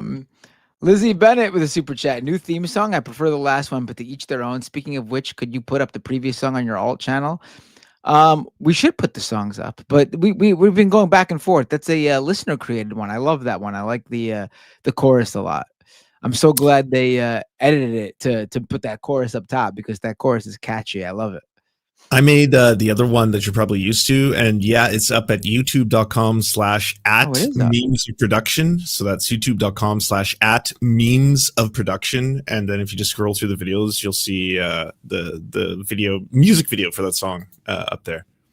There you go. I didn't even know that. Perfect. I don't know who these memberships are for, but I'm going to go through them. Nintendo Gaming Channel became a member on YouTube. Wanda with a membership chat, member for 28 months, says millennials took 7 of the 13 new state seats in Virginia. Oh, really? I didn't know that stat. That's interesting. Millennials getting into office, finally. Nintendo Gaming Channel, member for 9 months. Leftist Mafia, I have a question. Why did a person of color voted the... I think you sent this one to Rebecca already, and she read that. Tropical Ding Dong. Let's be real. Obama didn't call himself a socialist. No, Obama didn't. No, that's true. Bay Photo with a super chat. Apparently, Mets owner Steve Cohen has owned a $10 million 18K gold toilet since 2017, created by artist Maurizio Catalan, and he's selling it at auction now. Oh yeah, Steve Cohen, the owner of the Mets, is very rich. That's why he's able to pay Juan Soto almost $1 billion over 15 years. And that's just one guy. It's good for the Mets that there's someone who's got unlimited cash to get them who they need so they can finally win a World Series again. But also not good for everything outside of that. I mean, he's trying to get that casino. He wants a casino built next to Citi Field. That's his big project. I would have a casino in my neighborhood. Not exactly wanted by a lot of people in the community, but it seems like it's going to happen. The area around Citi Field is bad. It's all historically, as long as I've been alive, been like chop shops and stuff like that. It's all like shady auto body shops and random abandoned cars parked under the overpass for the highway. It's not a developed area. I can't even call it industrial though, because it's not like factories and stuff are there. It's just like a dilapidated area around Citi Field, and they're finally developing it. And unfortunately, one of those developments seemed to be a casino. But we'll also get a soccer stadium, New York City's very first soccer stadium. So we'll take the good with the bad, I guess.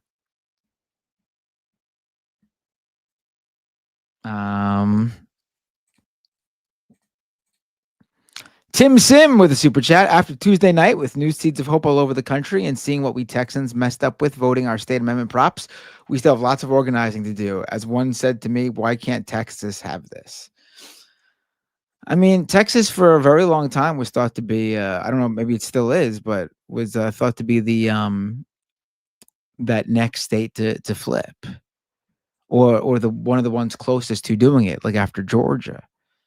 I mean, it's hard to know exactly where we are with that now because 2024 really fucked things up. And I don't think it fucked things up in a way where everything changed, like, and the work needs to be done to swing it back. I think we just saw how just 1 year later, everything fucking swung back real quick, right?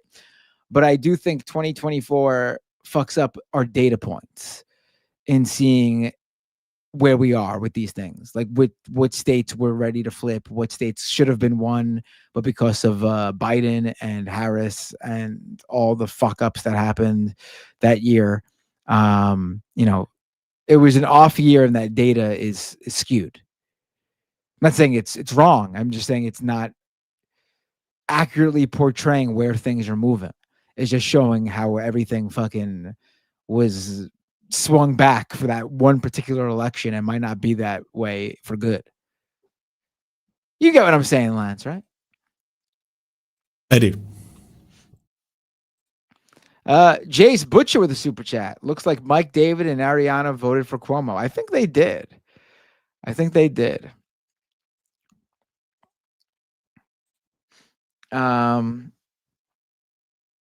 In fact, I think I saw David Doel specifically on the street shouting out, vote for Cuomo, not the homo. Everyone knows that story, right? Where when Mario Cuomo was running for mayor against Ed Koch, and Andrew Cuomo, young Andrew Cuomo, I think he was like in his early 20s, was running his dad's campaign. Mr. Anti-Nepo baby himself, Andrew Cuomo, running his dad's campaign in 2020. The strong belief is that he was behind these like flyers that were going out that urged people to vote for Cuomo, not the homo. And the reference was that Ed Koch was rumored to be a closeted gay man at the time. And, during that time, he couldn't really, he couldn't come out. It would be political suicide. But it's been long believed that Andrew Cuomo was behind that. I think it was. Remember during the COVID where he had that speech where he was like, I am black, I am a gay man, I am he was trying to say like he feels everybody's pain. It was, oh God. He should have went with that. It would have been a more inspiring message than Zoran Mamdani is going to do 9/11 again, and there's too much Italian discrimination. That was him trying to make a thing out of that photo of Mamdani giving the finger to the Columbus statue. You saw that, right? Yeah, I saw it. And his whole shtick was like, it's only fine to discriminate against Italians, I guess, right? I'll never for the life of me understand that. Like, I know I'm biased and I talk so much shit about Columbus, but why would anyone want to associate themselves with such a monster? I don't and I say that as a non-Italian person, but I was just like, I would not want any part. It's just like, I'm Italian. I'm mostly Italian, actually. People might not, I'm a bunch of things, but I am mostly Italian. And I have never felt an affinity for Christopher Columbus. I'm sorry. It's incredible that they would rather have a Columbus Day than like try to convince it just to be like Italian American Pride Day or something like that. Like, why would you want your entire identity to be wrapped up into this one guy who even in his own time was jailed for going too far? Like, yeah. By the standards of the time, was fucked up. Like, you got not a good person by that standard. So like Italians have so many people too to like hold up on a pedestal. Like, it's not like Italians only got Christopher Columbus. Artists. Like, yeah. Why would you pick Columbus? Right. Hey, the fucking guy who we named America after. You could even use him. Look, Christopher Columbus wasn't even respected enough to name the United States of America after. It was another guy who came after. Yeah, it's wild. And I don't think that guy even stepped foot in America. I think he was just like the first guy to look at the map and he was like, actually, this is not India. This is a whole new place. Yeah, we were way out. Yeah. V-Man says it would be sending a message to the billionaires who screw over both Puerto Rico and NYC that their Caribbean playground is next on our target. Chris with the super chat. Don't forget to put on your 2026 bingo card. Foreign war criminal escorted through NYC by federal law enforcement. Ooh, that would be.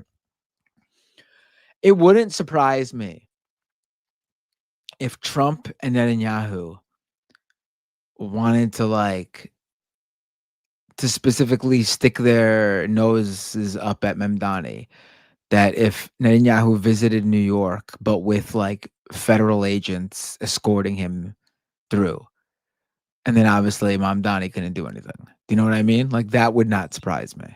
I could have very easily imagined that.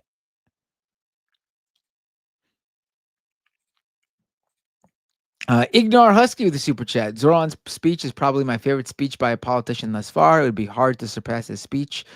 Also, where did Mike go? Mike wasn't feeling good. He just was sick.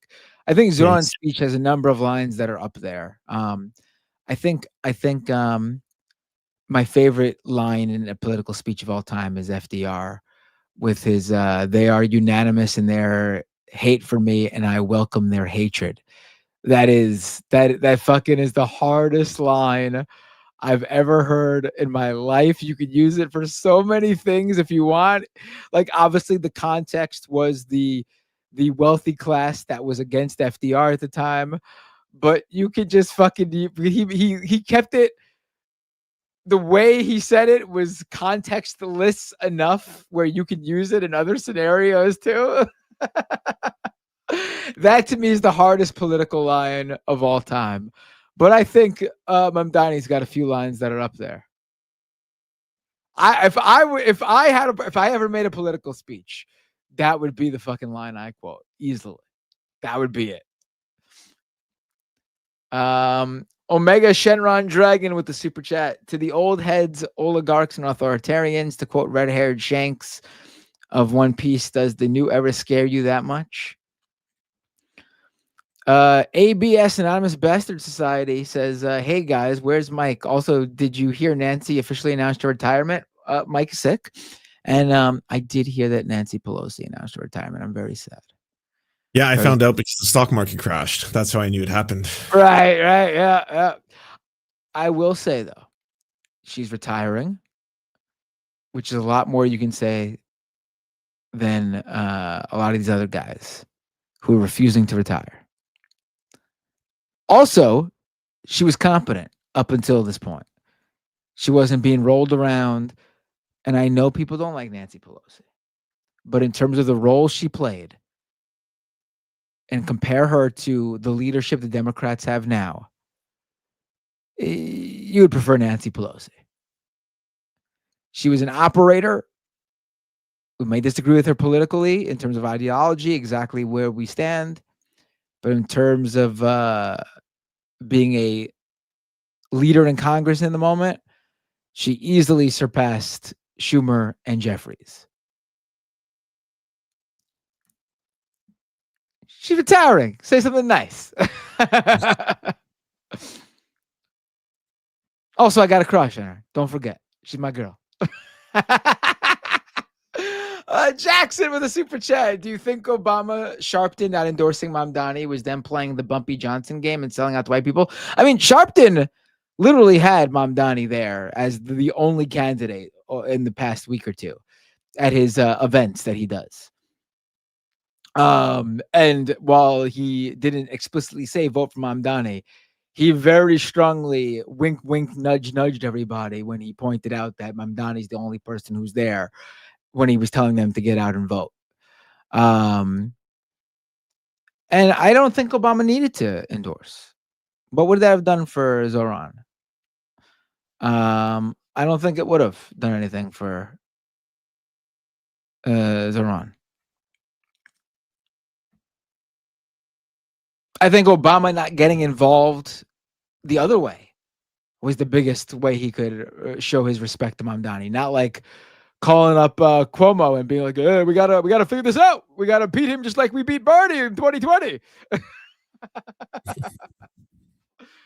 Don't forget that call to the other, apparently that Obama called to the other candidates in 2020 to coalesce around Biden is what finally put the nail in the coffin on Bernie's 2020 campaign.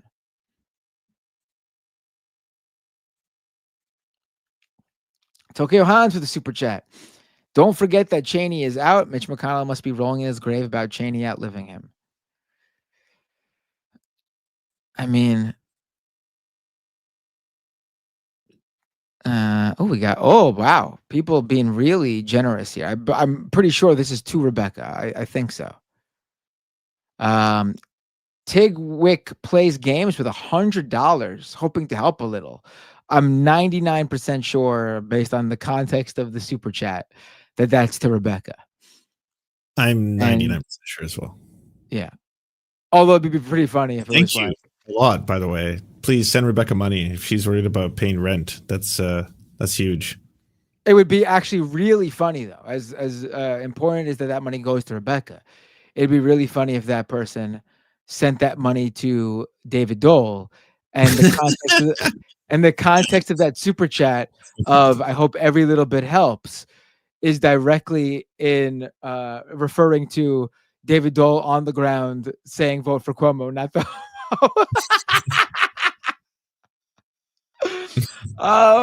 Adar 7993 with $100 super chat too. This gotta be to Rebecca. I'm like almost assured this is to Rebecca. I'll message her. Let her know the good news. So that'd be 200 right there for Rebecca since she left. At least. I don't know if any of these smaller amounts are to Rebecca too.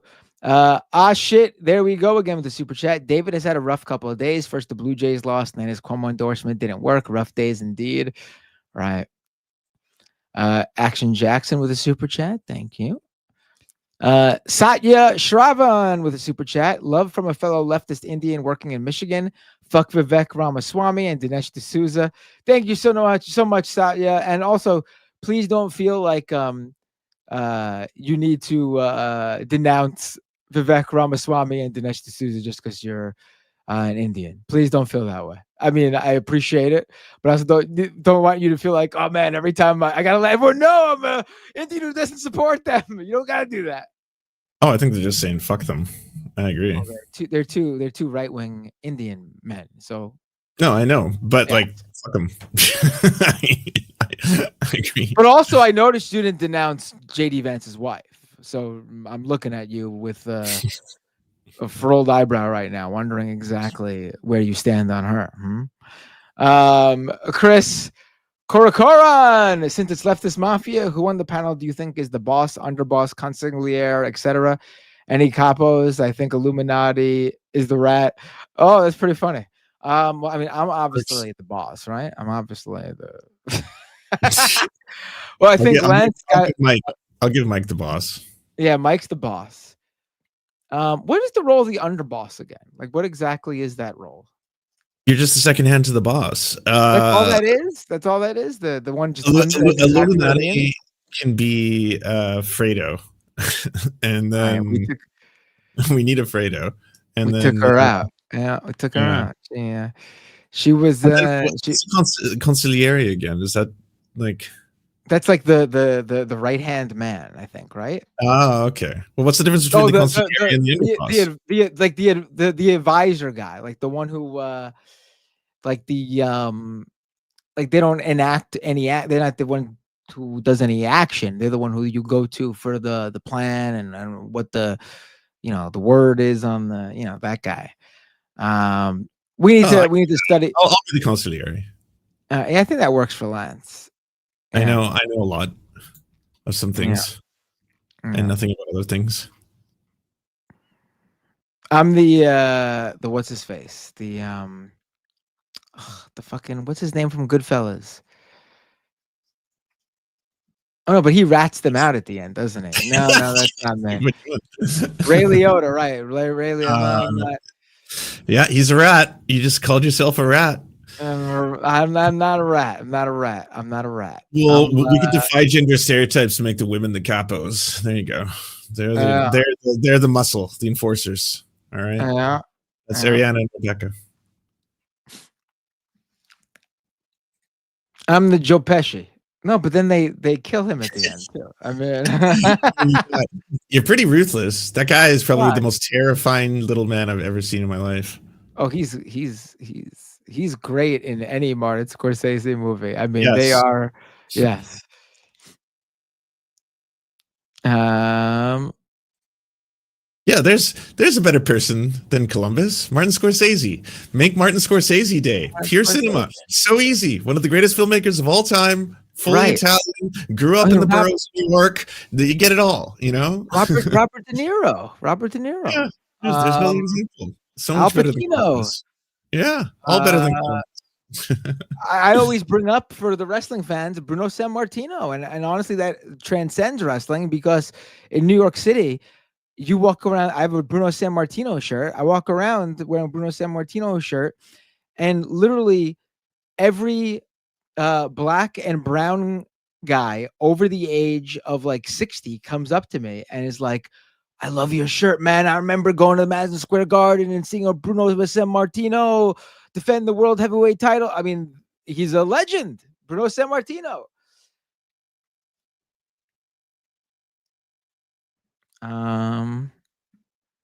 Mike Piazza, even. Why not Mike Piazza? Legendary New York Met. Jacqueline Leach with a super chat. Surname sounds like Leach. Oh, there we go. It's Gaelic. It's about medicine and cleaning toxins. Not saying that anyone will remember, just thought I'd say. Oh, there we go. My daughter's name is Gaelic. Her first name is Gaelic. Her name is Enid. Very pretty. My oldest, oldest as in she's 6, because I have one who's even younger.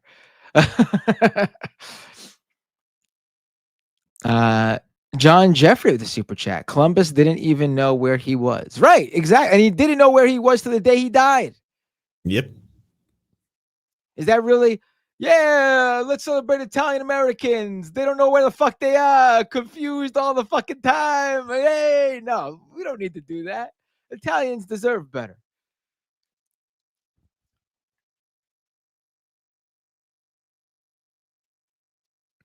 Bay Photo with a super chat. Breaking news: Chuck Schumer has endorsed Zoran Mamdani.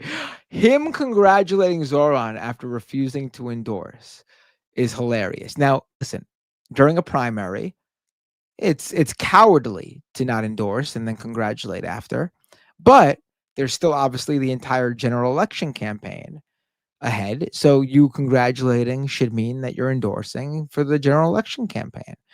But to not do that and then just endorse after the elections are all over is fucking ridiculous.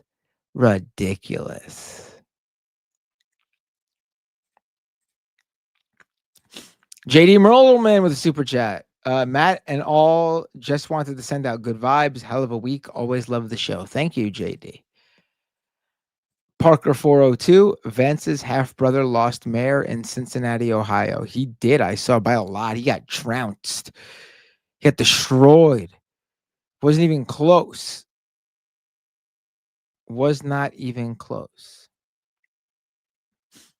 Charlie DeGeneres asks, wait, Schumer really did that? Schumer put out a congratulations after the fact. Yes. After refusing to endorse at any point. And from what I read, and I think it was a New York Times article, people close to Schumer are claiming that he felt he could not endorse Mamdani because it would hurt his role as protector of Israel. Because remember, he said one of his main tasks is to keep the Democratic Party pro-Israel. That's one of his main tasks, according to Chuck Schumer. Fucking ludicrous. And Satya Shravan with another super chat. Way to lure me in, Matt. I hate Mrs. VP too. Where do you stand on Modi, Satya? Interesting you didn't denounce Modi. What about every Hindu nationalist in India right now? I need you going through the line. One super chat per person, please, by the way.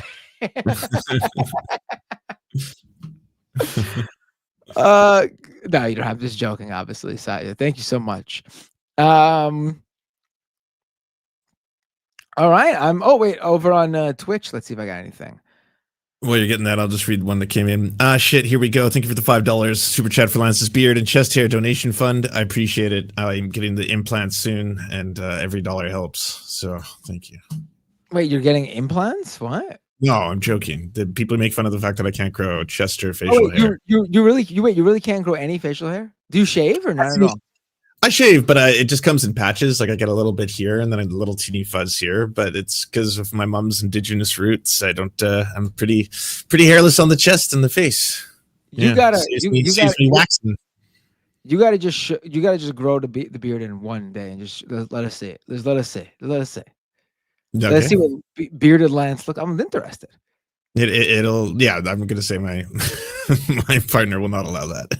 Oh really? She'll like shave that ugly thing off. No, and for good reason. She's looking out for me because it'll look hideous. All right. People on the street will run and scream. And you are blessed as a handsome guy, if I do say so myself. Because I gotta say, a lot of men, myself included here, we grow the facial hair because it makes us, it adds to the attractiveness level, not takes away. For you though, it seems like you don't need that. It seems like you don't need that. Oh, I appreciate it. That's kind words. Oh wait, someone else. Raid Amy. I think that's it. I don't see any more super chats. Oh, we got a raid, right? Who should we raid? Let's see. Let's raid Amy. She's I think I rated Amy just on Tuesday when me and Mike were on the. Well, no, me and you were on the stream. We rated Amy, right? I rated you, and then. Oh, then I rated Amy. You can rate someone else. We can rate Amy again. Doesn't matter. I mean, it's totally up to you. We could rate Amy again. There's Rhizome. There's Frogan. There's Link to the Pabst. Who's that? I don't know that person. Link to the Pabst. Let me see them. They're like a lefty that makes gaming tourist lives hell on Twitter. Always like dunking on them and ratioing them, and they get really upset at them. People like Grums and they're pieces of shit like that. Oh, let's do that. I've never rated them before, so it should be fun. Instead of Link to the Past, it's Link to the Pabst, like a Pabst beer. I found it. Yep, I understood when you said. Yep. I know what Pabst is. Thank you. I know I don't drink, but I do live in a society. I do. Have a lovely evening, Matt. Say hi to your family. Big, and thank the mods, everyone, for keeping us safe. Appreciate you. One second. Yep. Thank you, Lance. And thank you, everyone. Great show. Thanks for sticking around, even though it was only 3 out of 6. One day, maybe in the not too far away future, there'll be 4 of us, then maybe 5 of us, then who knows? Maybe even 6 of us together on the stream at the same time. It's true. All right, adios. Oh, he hit that raid button just as he said that.